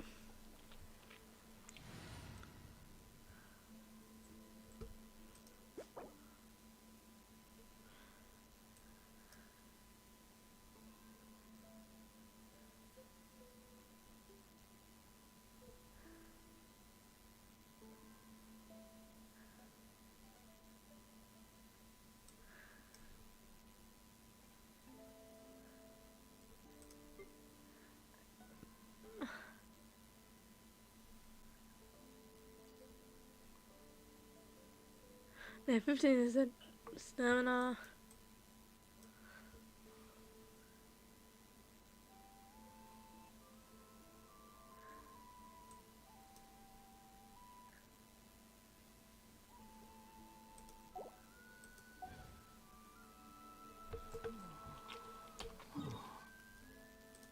I also need to go to bed soon.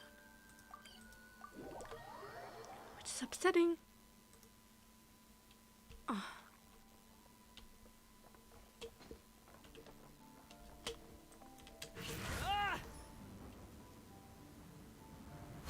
Yeah, I thought that would give some damage.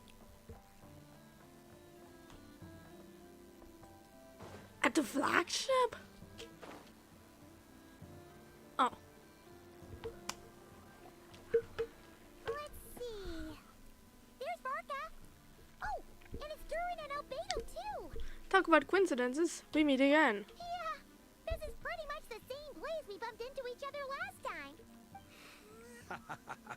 I convinced them to stick around a little longer. We were all waiting on people, so I figured having a little company would help pass the time. Ah, so you've been waiting for us? Does this mean that you've already arranged things with the Fatui? Sure does. Now you're back, we can go meet up with them together. How'd your investigation of the Frost Moon Enclave go? Empty-handed. Well, we didn't find out Columbina's true name. But apart from that, it went pretty well. We learned some story from her early Aha, days. just as well that I didn't tag along then. I'm sure our moon goddess wouldn't want every man and his dog knowing all about her private life. Still, desperate times, desperate measures, I guess. Someone had to do it. So, Barker was waiting on us, but what about you two? Are you waiting for Alice? Doubtful. Oh, no. We already met with her. Yeah. We discussed that experiment I mentioned to you last time. Oh, and she also handed me this communication device. I'm sure I saw one of these back in the Golden Apple Archipelago. I didn't play the event. But this is a data communication device. Columbina seems interested.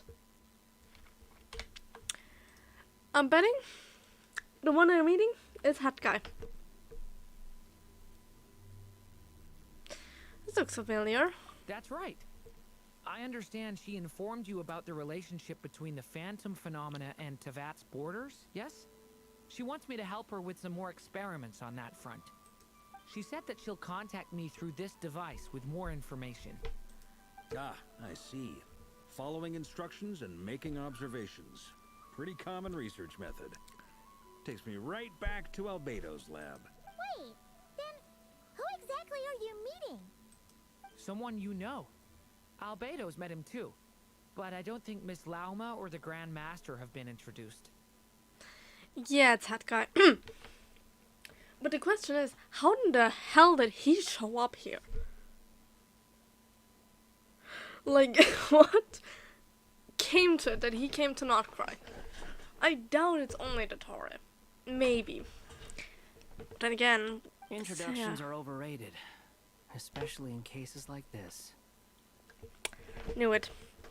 It's you! It's you! So, it's not like the academia has prohibitions against going abroad. Also, I applied for leave. Damn, you're sticking to the rules. I've been writing to Hat Guy since obtaining a human form.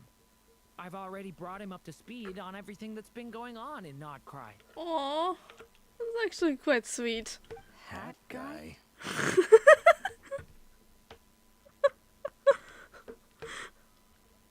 Listen, everyone just calls him that. He hated it. He still hates it, but everyone just calls him that. Turns out, I actually have heard that name before. From who? Oh? Then why did you react the same way I did? I only knew the name, not the fella. But since we're all here, let's do some introductions for what it's worth. I'm Varka, Grand Master of the Knights of Favonius. Lauma, Moon Chanter of the Frost Moon Scions. And I'm a Driosh from the Vahumana Darshan of the Sumero Academia. Hat Guy. He's coming to accept that that's his name now and he cannot change it. Unless he wants to go back to any of his old names, and that's doubtful. Good to see you again, Mr. Guy. I believe we last saw each other on the boat ride here.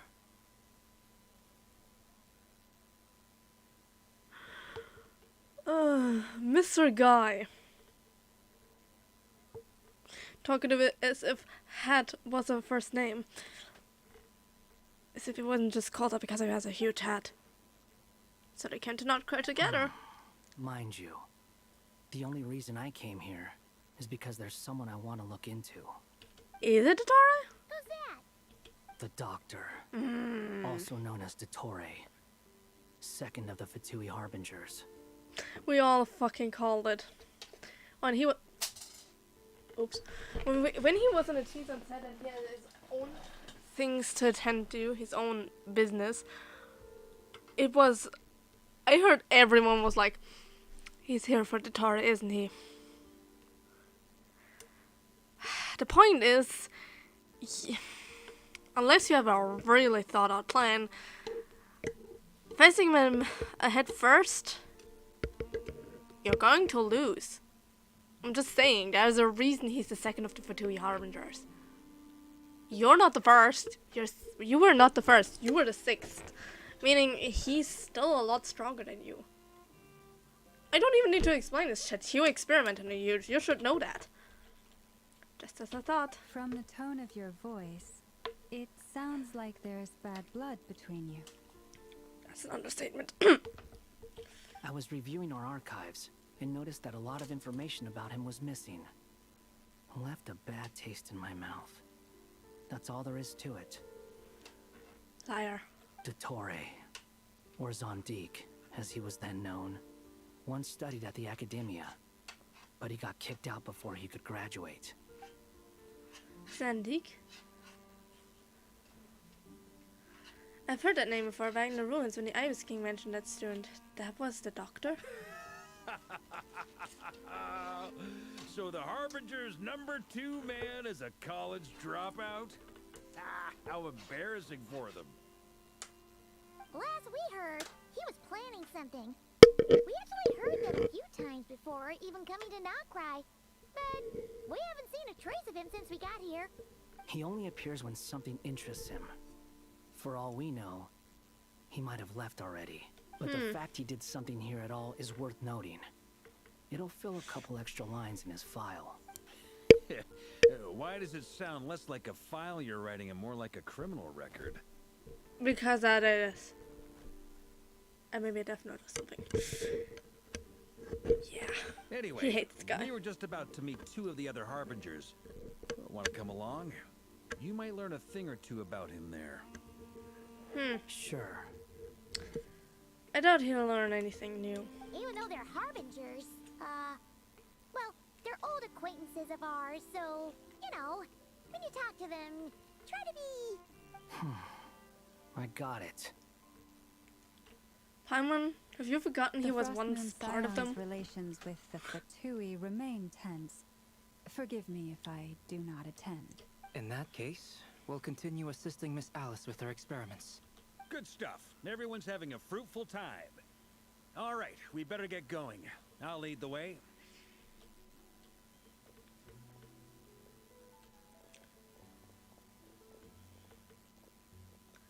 Hey, that guy, Kagami. Are you here for revenge? Well, yeah. That's obviously part of it. But I'm not the only one who has a score to settle with him. Neither you, nor Lesser Lord Kusanali, nor I want to see him meddling with things again. Fair enough. One other thing. When we return, let's talk about Columbina. What's the hurry? Don't worry. Pigeons always know which way home is.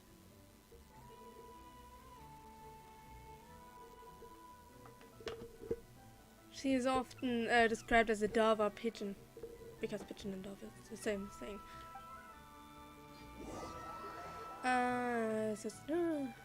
Experience design.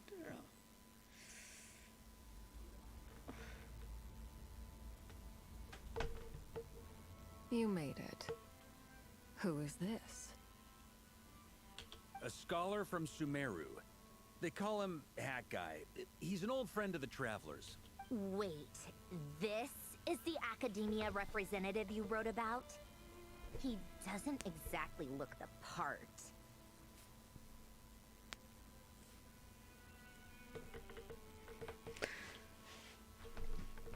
It's also funny because I'm pretty sure it's very clear when when he was still part of Fatui, he couldn't stand Sandrona. And now that we've met Sandrona, it's pretty obvious she also wouldn't stand him.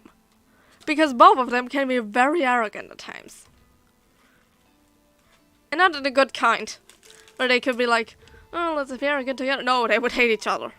I believe this will prove my identity. You'll notice it bears the seal of the Sanctuary of Surasthana. Sounds like a signature. Well, what do you know? So it does. All right then. My mistake. It's fine. I expected as much. What? So as I mentioned in my letter, the Academia's got its eyes on Dottore. But this matter remains top secret. Apart from those assisting in the investigation, the fewer people who know, the better. If anyone asks, I'm here in Notcry to pursue my personal academic interests. Gotta say, Varka, you did pretty well to keep all this under wraps for so long. Sounds like you got in touch with the Academia about this way back. You flatter me. You're all Harvarders. What reason would you have to disclose information about Dottore? They all hate him. Where do I even start? Remember that time we fought Rerir at Star Sand Shoal? He sure let me have it then, didn't he? I'll bet Dottore had that all sketched out, with me as his convenient little pawn. He could not care less about us if he tried, but hey! The feeling's mutual. Does Dottore really strike you as the sort who values his relationships with his colleagues? No. Fair point. Definitely not. Which is why I always keep my guard up whenever he starts making suspicious moves. To that extent, our motivations align. On top of which, I consider you trustworthy people. Aw, thank you. Now, back on topic. In the wake of the Reikir of Solnari episode, Sandrone and I grew suspicious about Dottore's complete inaction during the entire affair. So we tried to find out what he'd been up to, but unfortunately to no avail. It could potentially be that he never knows. lets anyone in on his plans. The more he cares about something, the more secretive he gets. Indeed. Perhaps he believes that by keeping a low profile, he can avoid trouble. But that trick isn't going to work on his colleagues. Yeah, I mean, he's been researching the ancient moon's remnants. And he's been trying to get his paws on the moon marrows. Only an idiot would believe he doesn't have something more planned. With this in mind, I returned to Snezhnaya and relayed my thoughts to Her Majesty the Tsaritsa, entreating her to have him recalled. Let me guess. She declined. That's pretty direct. Did the Tsaritsa agree? Considering he still has his position, no. Yes. I made it abundantly clear that the Fatui's business in Notcry is almost concluded, and we do not need 3 harbingers in this territory. Her Majesty concurred. Accordingly, Dottore has returned at her orders. I imagine he's continuing with experiments, which no one besides he would ever have any interest in. Common sense might mean nothing to him, but he's not stupid. He knows that no good can come from opposing the Tsaritsa. Does he though?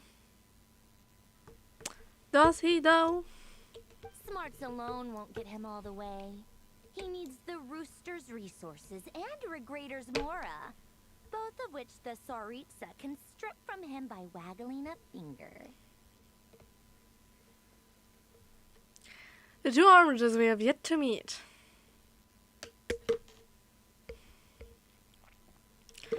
I have a specific voice of the rooster in my head. And I can't even describe it. I swear to God, if it's not like that, I don't know what the hell they are doing.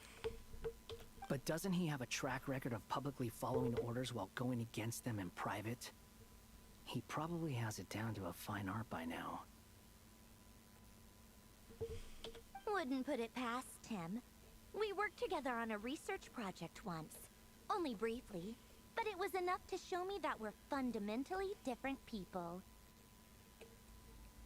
He has no interest in doing things methodically, stage by stage. His thoughts jump all over the place, and the moment his curiosity is satisfied, or he gets the results he wants, he disappears. The only similarity we share is that, once we set our minds on doing something, we will see it done. Whatever it takes. Oh, we definitely saw some of that in your battle with Rerir. You got so competitive. Ugh, do not remind me. Then I believe we all concur. Dottore will not simply give up. Fantastic. Now this is turning into a whole day of unpleasant memories. Ugh. Are you talking about the moon marrow stuff? He also strikes me as the kind of person to disregard experimental regulations, ruin all the equipment, and go way over budget. Then leave the first person he can find to deal with the fallout. Or not deal with it at all.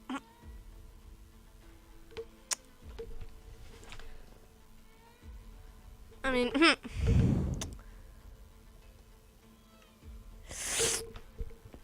there's a reason he's out for revenge. There's a reason he's out for revenge.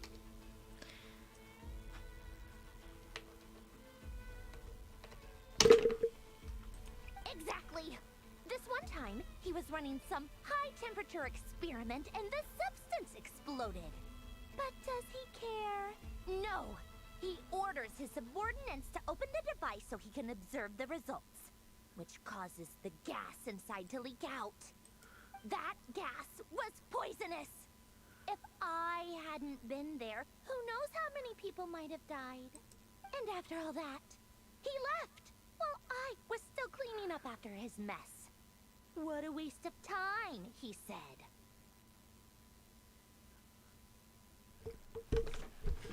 I like this distinction. Marionette actually stepping in to save people's lives? Waste of time? The nerve! He wasted my time! I like that Colomina was just like poking her, even if she couldn't feel it. You've been bottling that up for a while, huh? Hat guy, I must say, you seem awfully familiar with internal Fatui affairs, especially when it comes to Dottore. Thank you, Lady Harbingers, for providing such valuable information. I have no other questions for now, so I'll be on my way.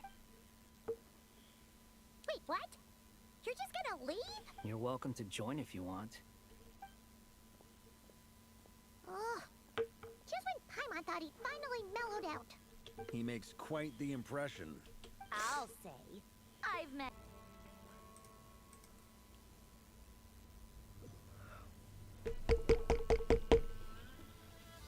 After this is done, I have to go.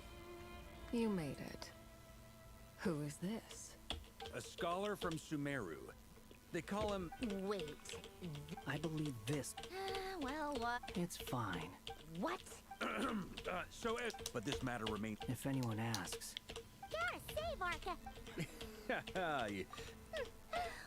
He could not care. Does Dottore...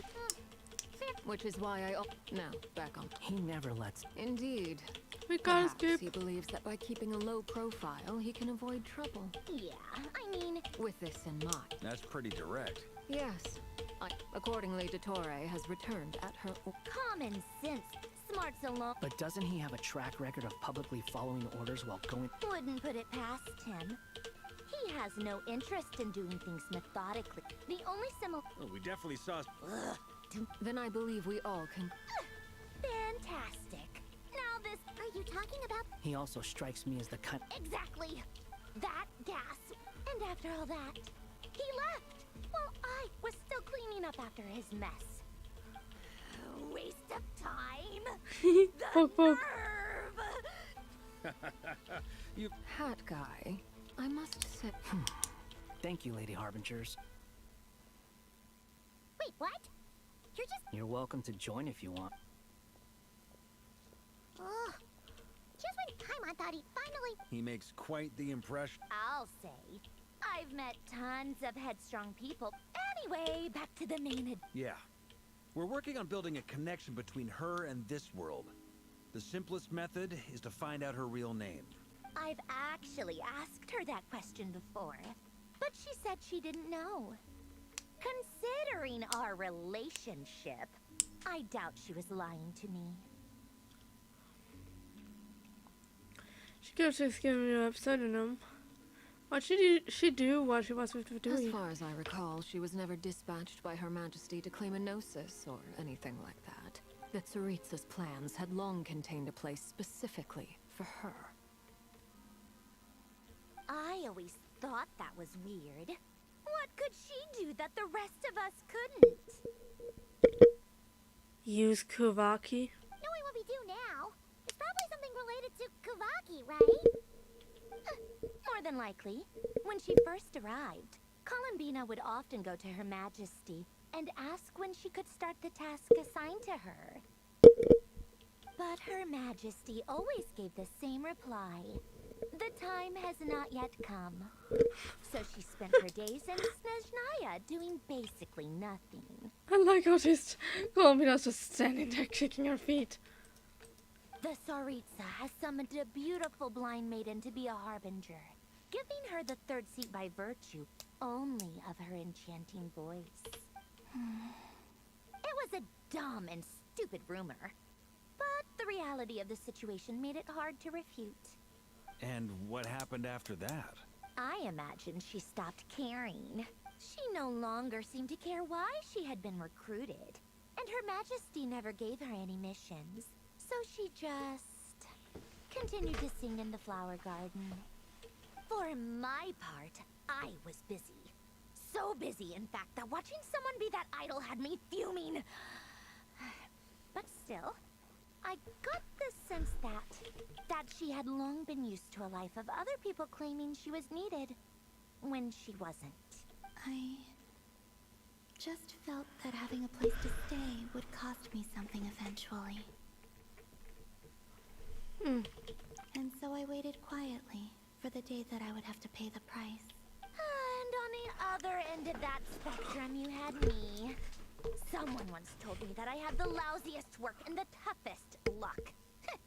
That's a good way of putting it. I forget who said it, but those words have always stuck with me. Sounds like something Kagami would say. No wonder. But you've done your job exceptionally well all this time. Because at heart, you are a conscientious person. Thank you for telling all of this. What is it? Something come to mind? It's nothing, I'm just even more eager to learn her name now. I want to shout it to her from the rooftops. That makes sense. Nothing screams you are needed like your name shouted from across the town. Well, good luck with it. But if you ask me, Columbina is still the most shoutable name. I'm just so used to it now. After all the arguments we've had, I can't be bothered trying to remember another name for her. Nor I. Sandrone. Harlequino. Should bring about interesting moments from Love. It's a Sealy! Does that mean Nicole has news for us? Oh, hello! Ladies, I thank you for your hospitality. If the chance ever comes up, I definitely owe you both a drink sometime. I doubt they drink. I'm sure it will. You can make your own way out. Heck, you've been here enough times, you probably know your way around better than I do. Take care, everyone. We'll be in touch if the situation changes. Time to do what adventurers do best. Follow that Sealy! Yay! Durin!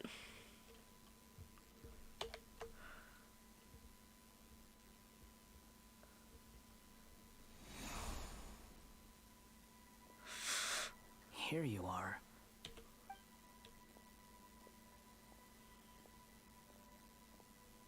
Oh, hat guy. How come you're back so soon?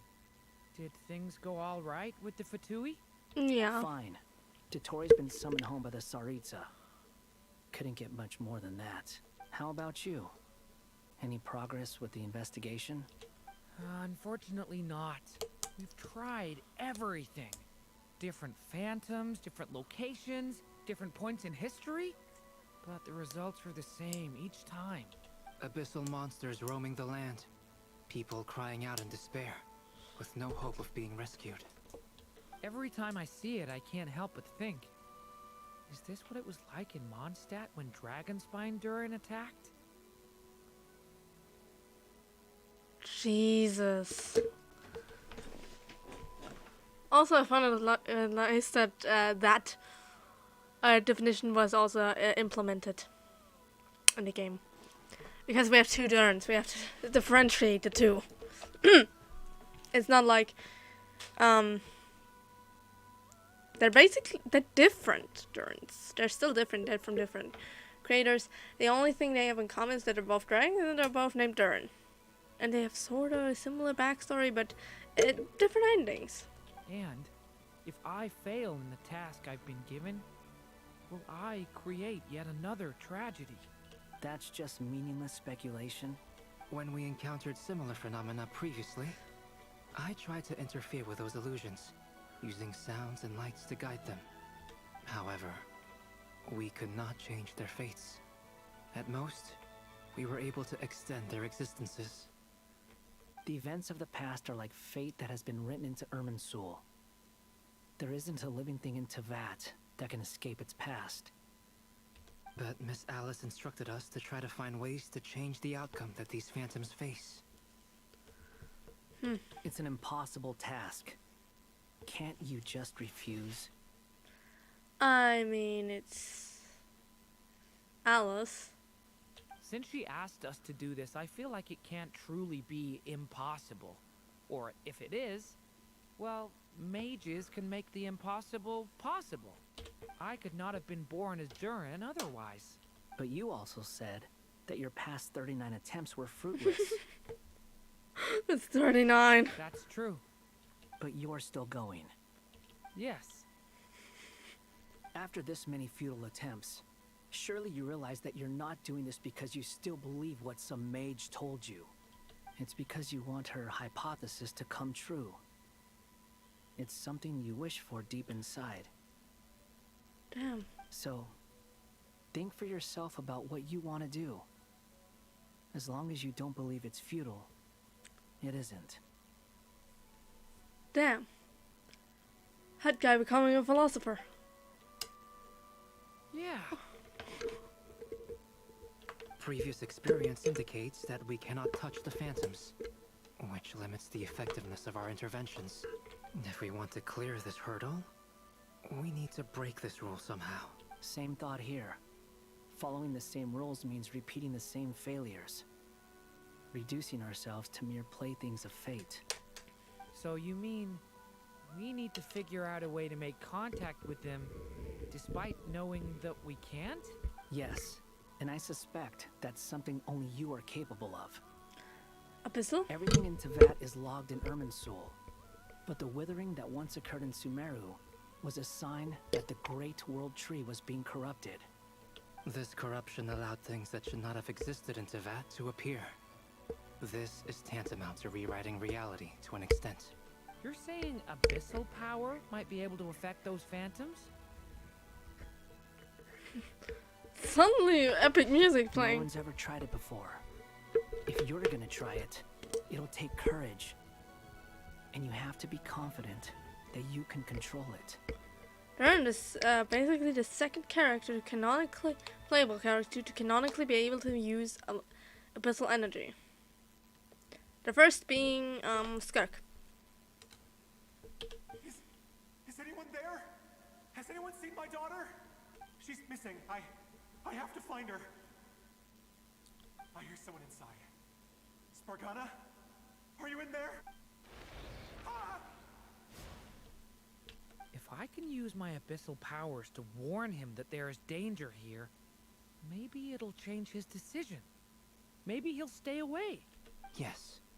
The important thing is not the nature of the power, but rather how you use it. To intimidate and obstruct. Sounds about right for the Abyss.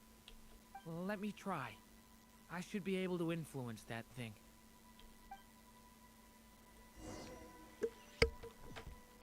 seen a little girl?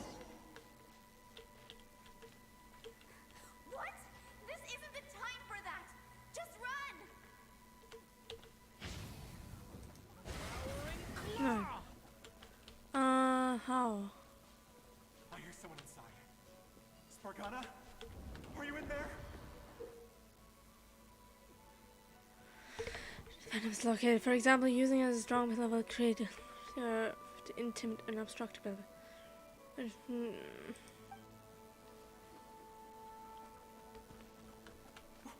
What is this? Looks dangerous. I should get out of here.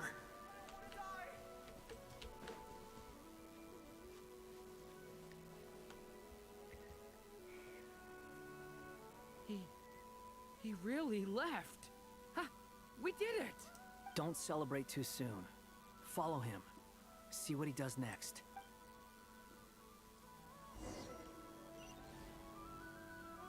Monsters approaching from the front. You need to stop them and create an opportunity for him to hide.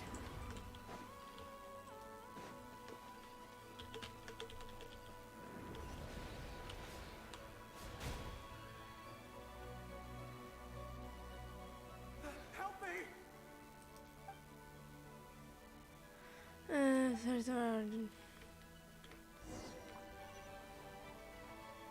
Monsters approaching from the front. You need to stop them and create an opportunity for him to hide.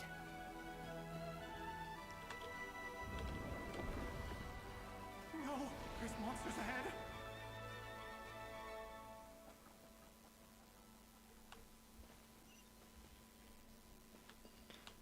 Wait, is that the barrier I saw earlier? Why is it appearing now? It's as if someone's controlling it.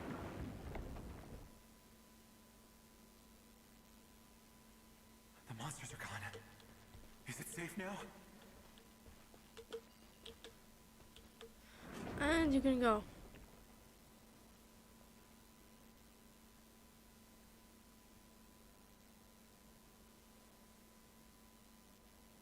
The barrier's gone too. How odd. Anyway, I guess I'll keep going. Quickly, let's keep up.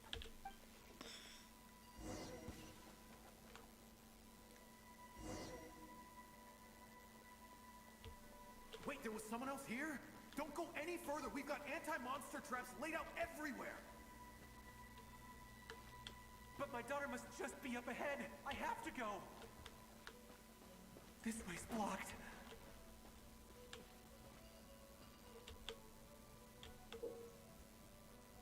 Okay.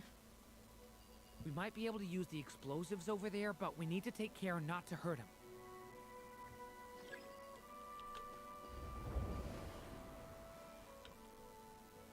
I'll use the barrier to keep him at a safe distance. This barrier seems to be helping me somehow.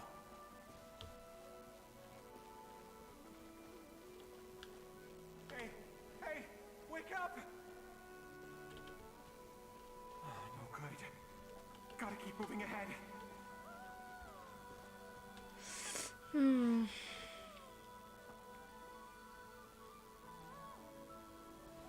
So many monsters! There's still a chance, Durin. Use...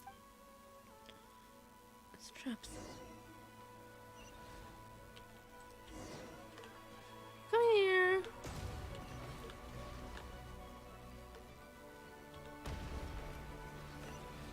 There.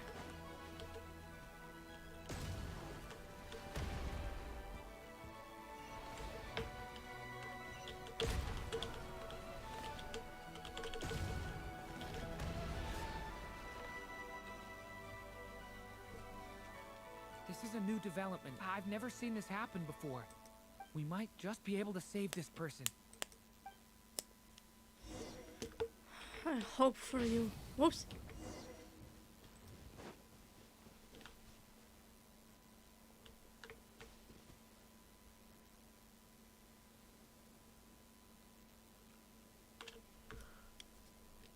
Hello there.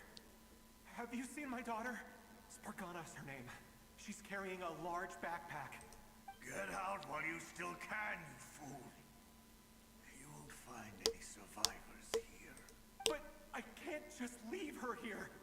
She must be so scared right now. Sorry. Wish I could help, but I haven't seen her.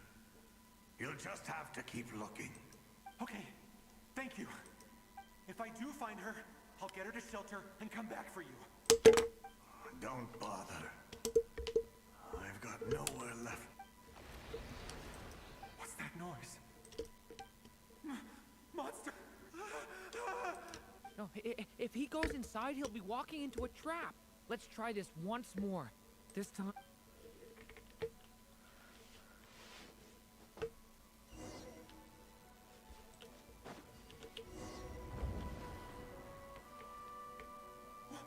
Why?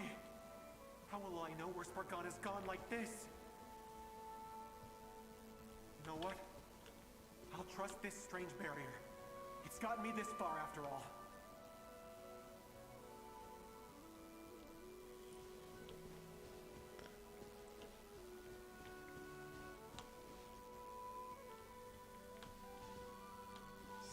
Spargana, are you there? No, large backpack.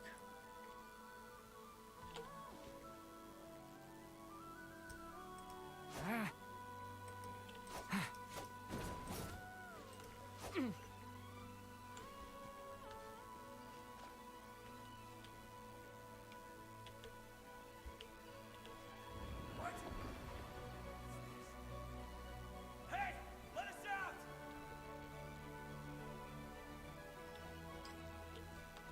I have a feeling that you would be walking into another trap.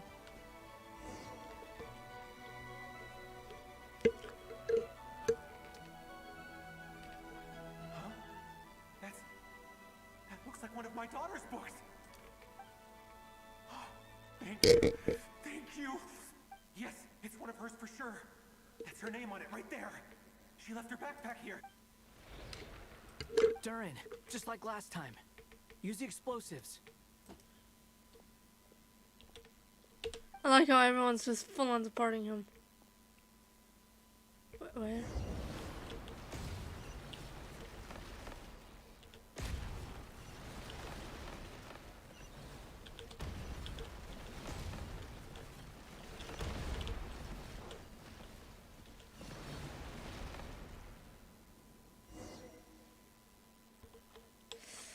It won't work. There's not enough left. If he makes it in, he'll die. But then, this clue could be the key to him finding his dog. It might not be the only one. Better he misses that clue than loses his life. I guess so.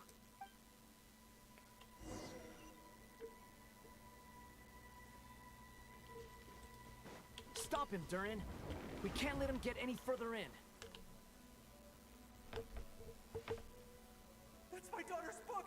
She's passed this way. Why? Why won't you let me go in?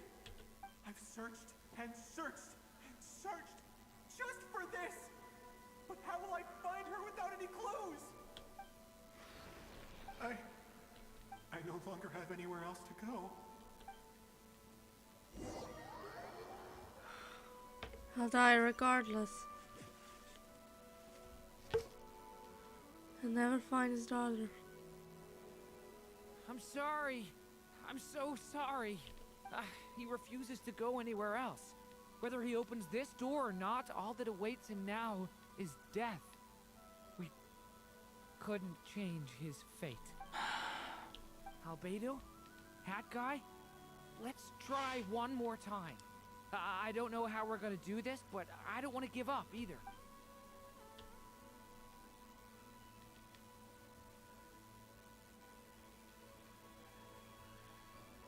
Why am I here? What's going on? All these scenes running through my head. Where are they from? Huh? What's going on? His reactions have changed. How many times have I... What's happening to me? Huh? Wait. Who are you? You can see us now? I feel like I always could, but that I only just realized you were there. I'm sorry, I don't know how to describe what I'm feeling. Well, They're 6,000 years into the future, given that you're very close from Hyperborea. I'm surprised the language holds up. 6,000 years, same language. But you were the ones guiding me using that marked barrier, right? I haven't done anything yet, but those monsters, those deaths, they feel like memories. Like things I really did experience. I won't find my daughter. In fact, I'll ultimately die trying to find her. Isn't that right? What? No. Yes, it is. Even so, we're trying to find a way out of this. No, it's not. Yes, it is. You've not seen my daughter either, have you? It seems she really isn't here. I'm sorry we couldn't help you. I'm just tired. Maybe this is destiny.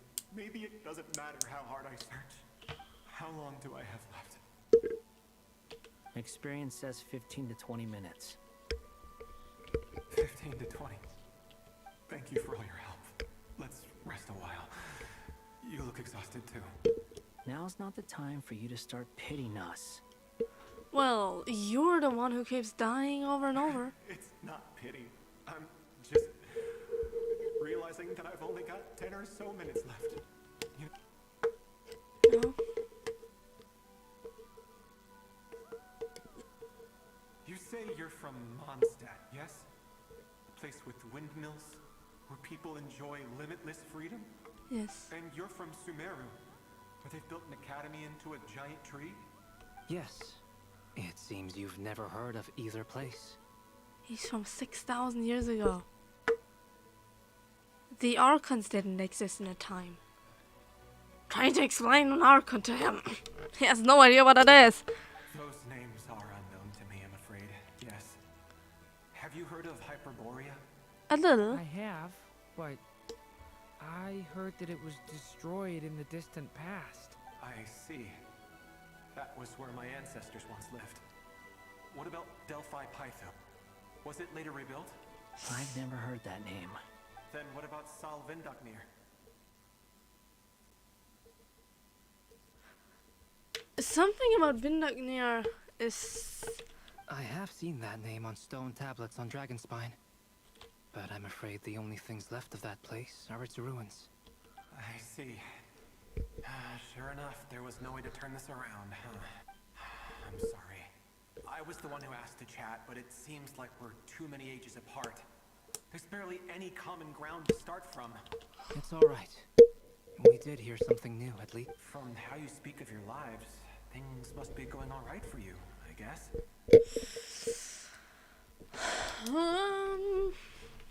At the moment, we're at peace. Somewhat. But we don't know how long that peace will last. They are. Mondstadt is a place of freedom and happiness. There's a lot of good people in the church and the Knights of Favonius, and even outsiders find that it's an easy place to feel at home. We have festivals a few times a year. Everyone gets together to drink, sing, and be merry. Honestly, it sounds as if he mostly learned all that from Lisa. Sumeru is a lot more uptight. Not really the kind of place where you can relax. It's a nation fraught with problems wherever you look. But if all you want in life is to seek knowledge, I guess it's pretty much paradise. That's wonderful. In other words, after this all-devouring black tide passed, humanity did not merely avoid extinction, but rose to build prosperous civilizations anew. The all-devouring black tide is still there. And it's an all fucking present danger. Just not as acute as it used to be. I mean, I can see you all right now. That must mean the future isn't a total mess, right? That's true. Well, time's almost up. Let's part ways, I think. Might be best if you don't waste too much time on me. This is sad. He has to die again and again. The chances are slim, I know, but I I'd like to spend these last few minutes looking for Spargana. If things work out, I'd love to tell her about what I've heard.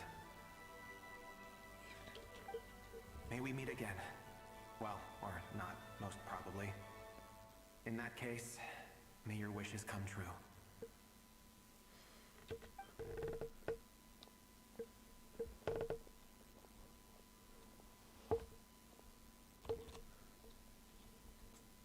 He's gone.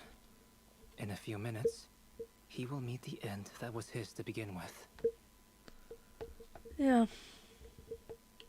The ending of this tale did not change, but I believe that we've just made the most progress we have yet. May your wishes come true. If only it were so simple. I realize now that I'm... Oh, there it is.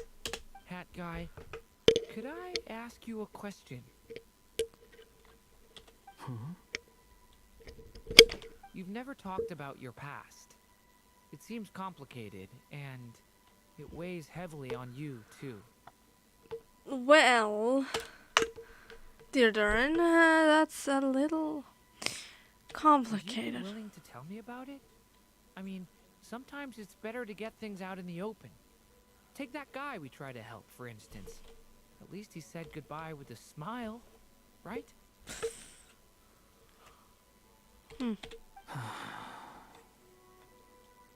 I know about Albedo's past. Our experiences are very similar, and he created me. As for you, you're my first friend, and you've witnessed every step I've taken. But by comparison, I know nothing about you. Jeez. Are you going to share the truth?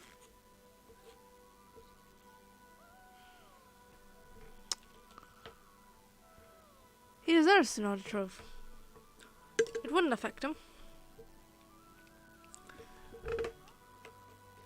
Nahida knows the truth. We know the truth. Paimon knows the truth. Why not tell Durin? Either way, I mean, we're still best friends. But if I knew more about you, I might understand your thoughts a bit better. I've told you about myself. I'm a student at the academia. Come on. Tell him the truth. And what did you do before that? Prepared for the entrance exam? All right. If you really don't want to talk about it, I won't press you any further. I was a puppet built from the branches of a white tree, using technology left behind by the Conrian schools of mechanical engineering. Oh! You actually shared the truth about yourself. But...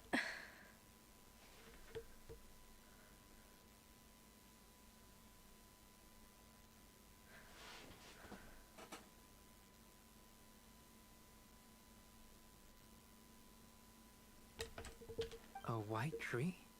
You mean an Irminsul tree? Yes. A branch of Irminsul that was once connected to the main tree. Wait a minute! I don't think that's something we know.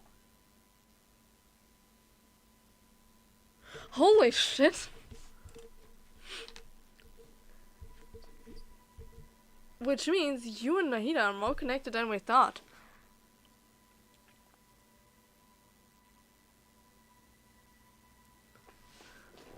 I did not expect to get... I didn't know there was more to learn about him. So you had a human creator too? No. Yeah. But my creator abandoned me after deciding that I was a failure. It wasn't a human. After that...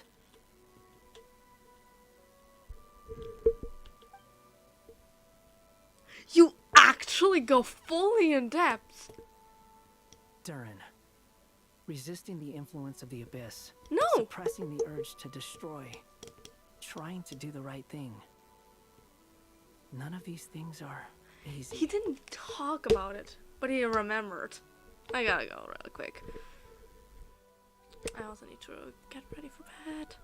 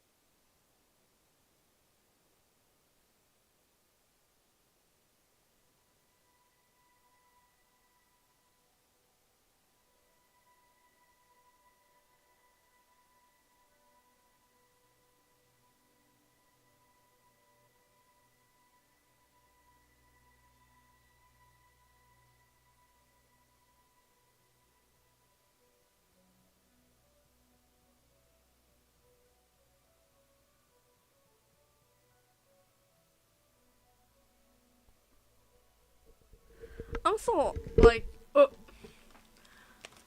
baffled at the fact that Nihida and Devondra both have the same origin of the creation.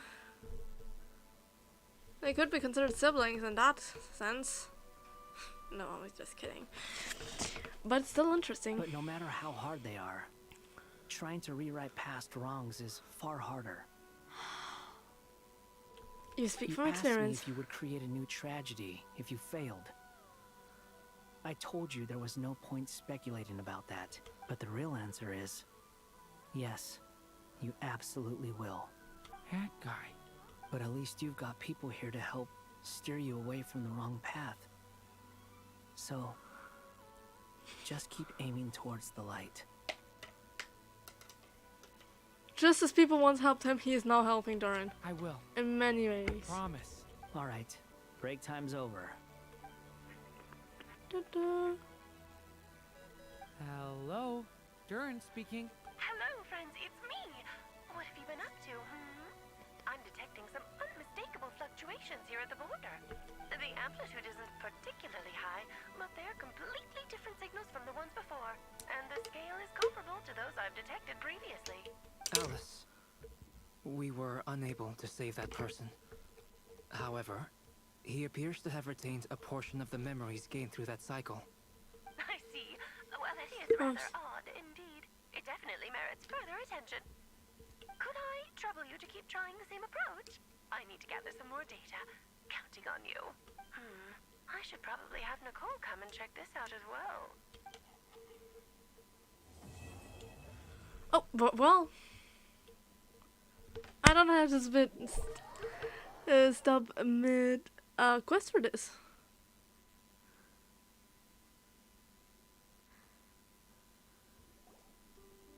There you are.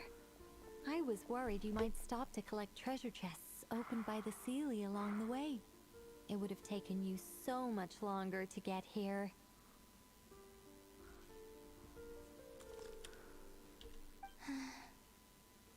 Another conversation I cannot hear. I am delighted to see that you understand what takes priority, and that your adventurer's instinct has not swayed your resolve. Okay, I'll try and keep it short. My senses are telling me that this is where we shall find the entrance to the ruins. Oh, cool! What are we waiting for? Patience. This was a sanctuary of great importance to the Hyperboreans. A special process is required to open the gate.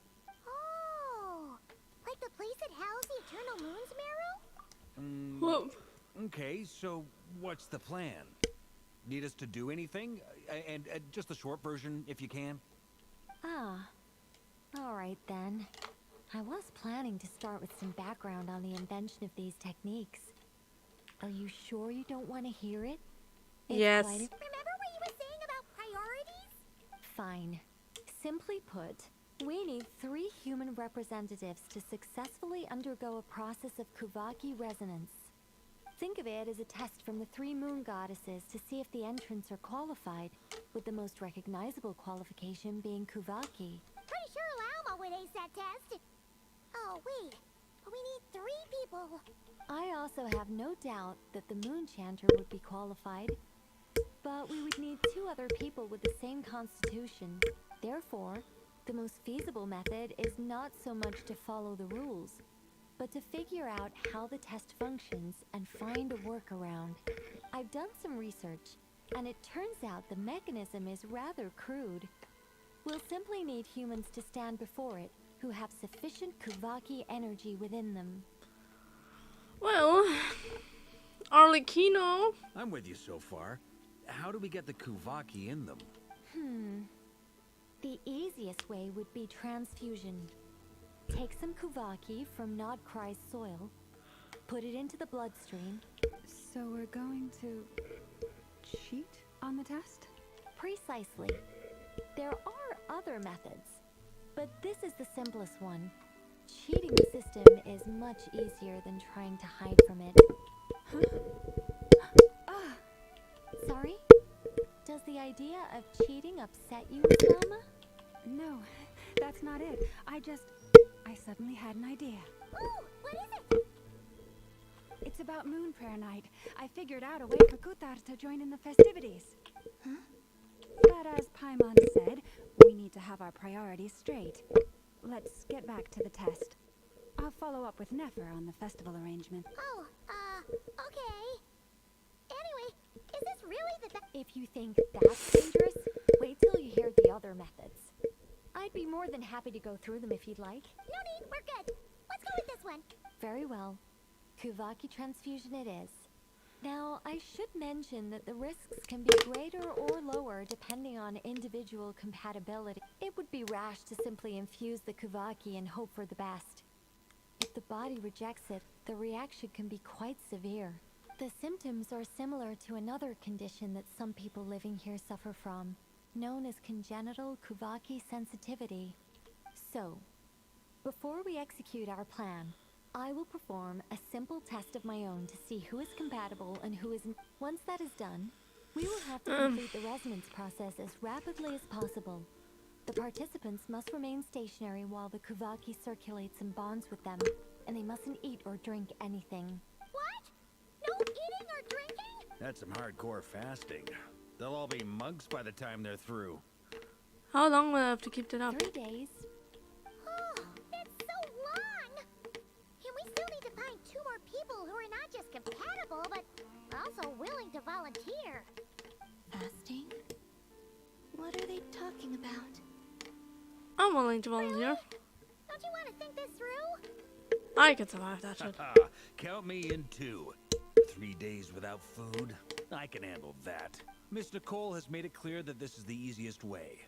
The way I see it, there's nothing else to discuss. It's time to step up. Compared to having called me to disappear completely fasting for a few days is nothing. Yeah, you're right. In that case, Paimon volunteers to be captain of logistics. She'll keep the fires lit and grab some spare clothes to keep you comfortable. Good work, Paimon. Then we'll start with you first, traveler. Please step forward.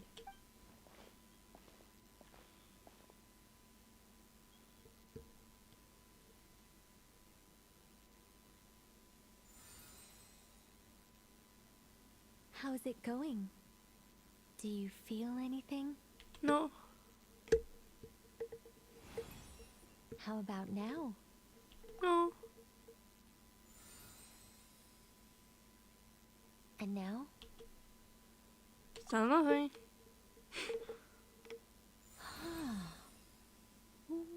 What about now? Did you do something? You guys, it's not a competition, you know. All right, I'm officially impressed.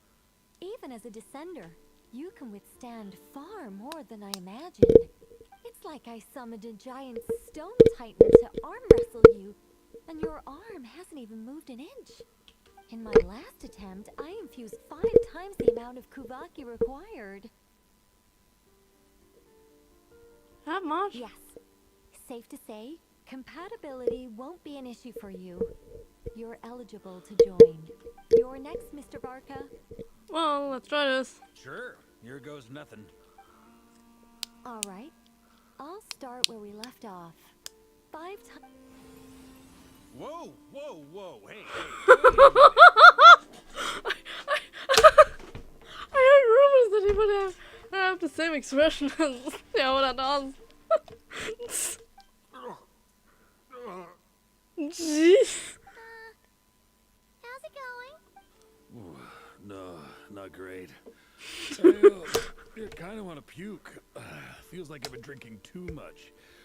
A few bottles of wine, a big stein of Dark Horse, some hard liquor from Leo mixed in. You think this is funny? I just lost to a young lady in an arm wrestling contest. I'm never gonna live that down. Young lady? Barca, I think you're the youngest one in the group here.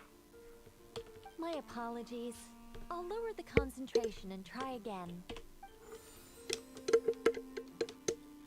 Oh. How's it going now? I'm not as dizzy as last time, but I can still feel it pulsing around. In that case, you wouldn't be an ideal choice, Mr. Barca.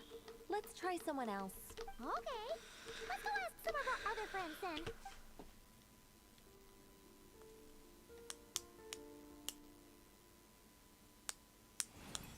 I mean, Lama will easily.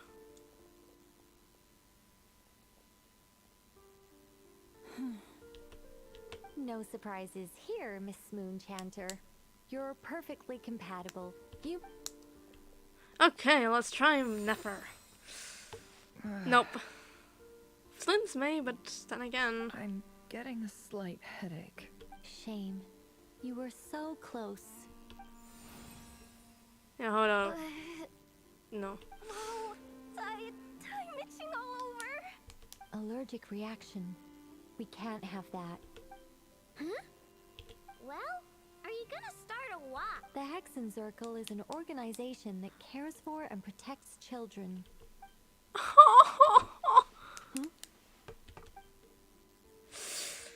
Is something the matter? I don't think you can work in Nefer. You don't have blood. The candidates have to be human. I guess that rules me out too. Huh. Everyone except the Moonchanter got beaten. Guess I don't need to feel so bad after all.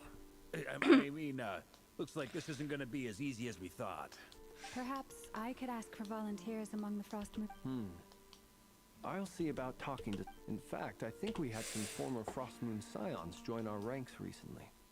Can you give me the scientific explanation for how the test works? Then we can just zip through Nasha Town, going up to people and pressing a button to check their status. Wouldn't that be way easier? No. Wow. No elaboration for once. How about I contact the Knights of Favonia's garrison in the Wave Chaser plane? Shame that Lohan's already left. And that guy's even tougher than I am. Strange. The moon goddess is clearly revered by many people. So why is she on the brink of disappearing? She mentioned that the world has rejected her from the very beginning. And when we fought the Reikir of Solnari, it seemed like she exhausted her power for our sake. Also, I'm not sure revered is the right word for how people feel about her. Gratitude, certainly. For my part, anyway. It's basic reciprocity. She helped us, so she deserves our help in return. Yeah. Even though she looked like she didn't care, she still saved a ton of people, including me. A review of the relevant data leads me to conclude that Miss Columbina is a good person. Yeah, you bet. They really think so? I'm super surprised that Columbina isn't her actual name, though. I think it really suits her. It's light and graceful and... yeah, just a really pretty name. I know, right? Unfortunately, that's not our decision to make. Columbina. That was the code name the Fatui gave me. But it also... What? Is that really all there is to it? What do I truly think of my own name? Is there anyone left who will still call?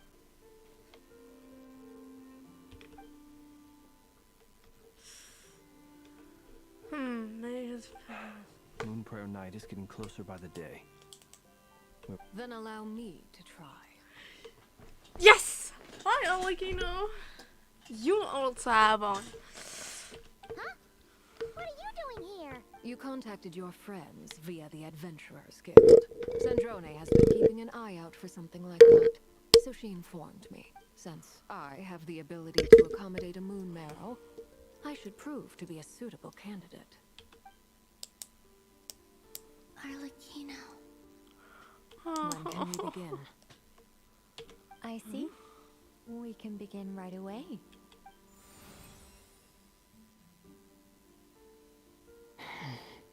How was it? Did you feel any discomfort? None at all. Then it seems we shan't need to look for additional candidates after all. Great! Cool. All right. She alive? One time on set. The rest of us can take turns making sure the three of them stay warm and comfy. We have a lot of groups now. We have a lot of people taking care of us now. While we hunger. My job is to take care of the caretakers. I will ensure everyone receives food and accommodation. Let's do this. No time to waste. I'm ready as well. Well, we have to wait 3 days.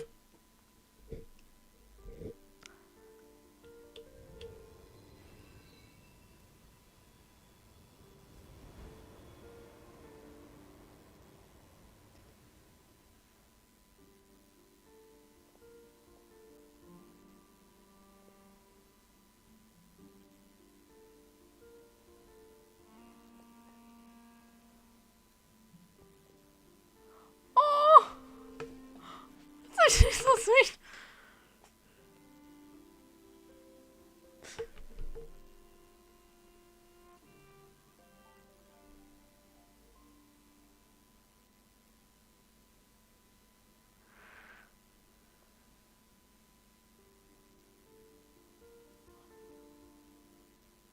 And Aiko is like, nope, don't do anything.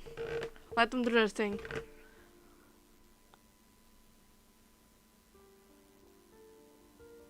The work is done. The sacred scroll shut. The stars grow dim, the people silent. The white sun sets, the silver moon rises. O path to the temple, appear now before us.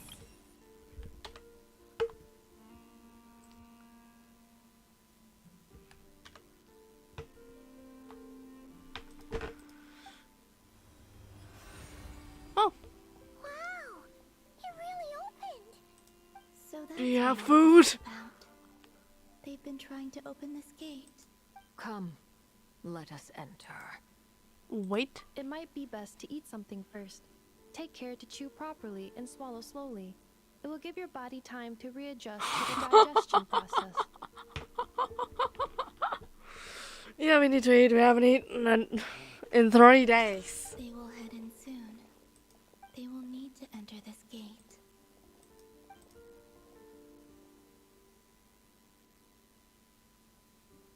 Huh? I cannot pass through. Is it because I have no physical body? It has been 3 days. Can I really hold on until Moon Prayer Night?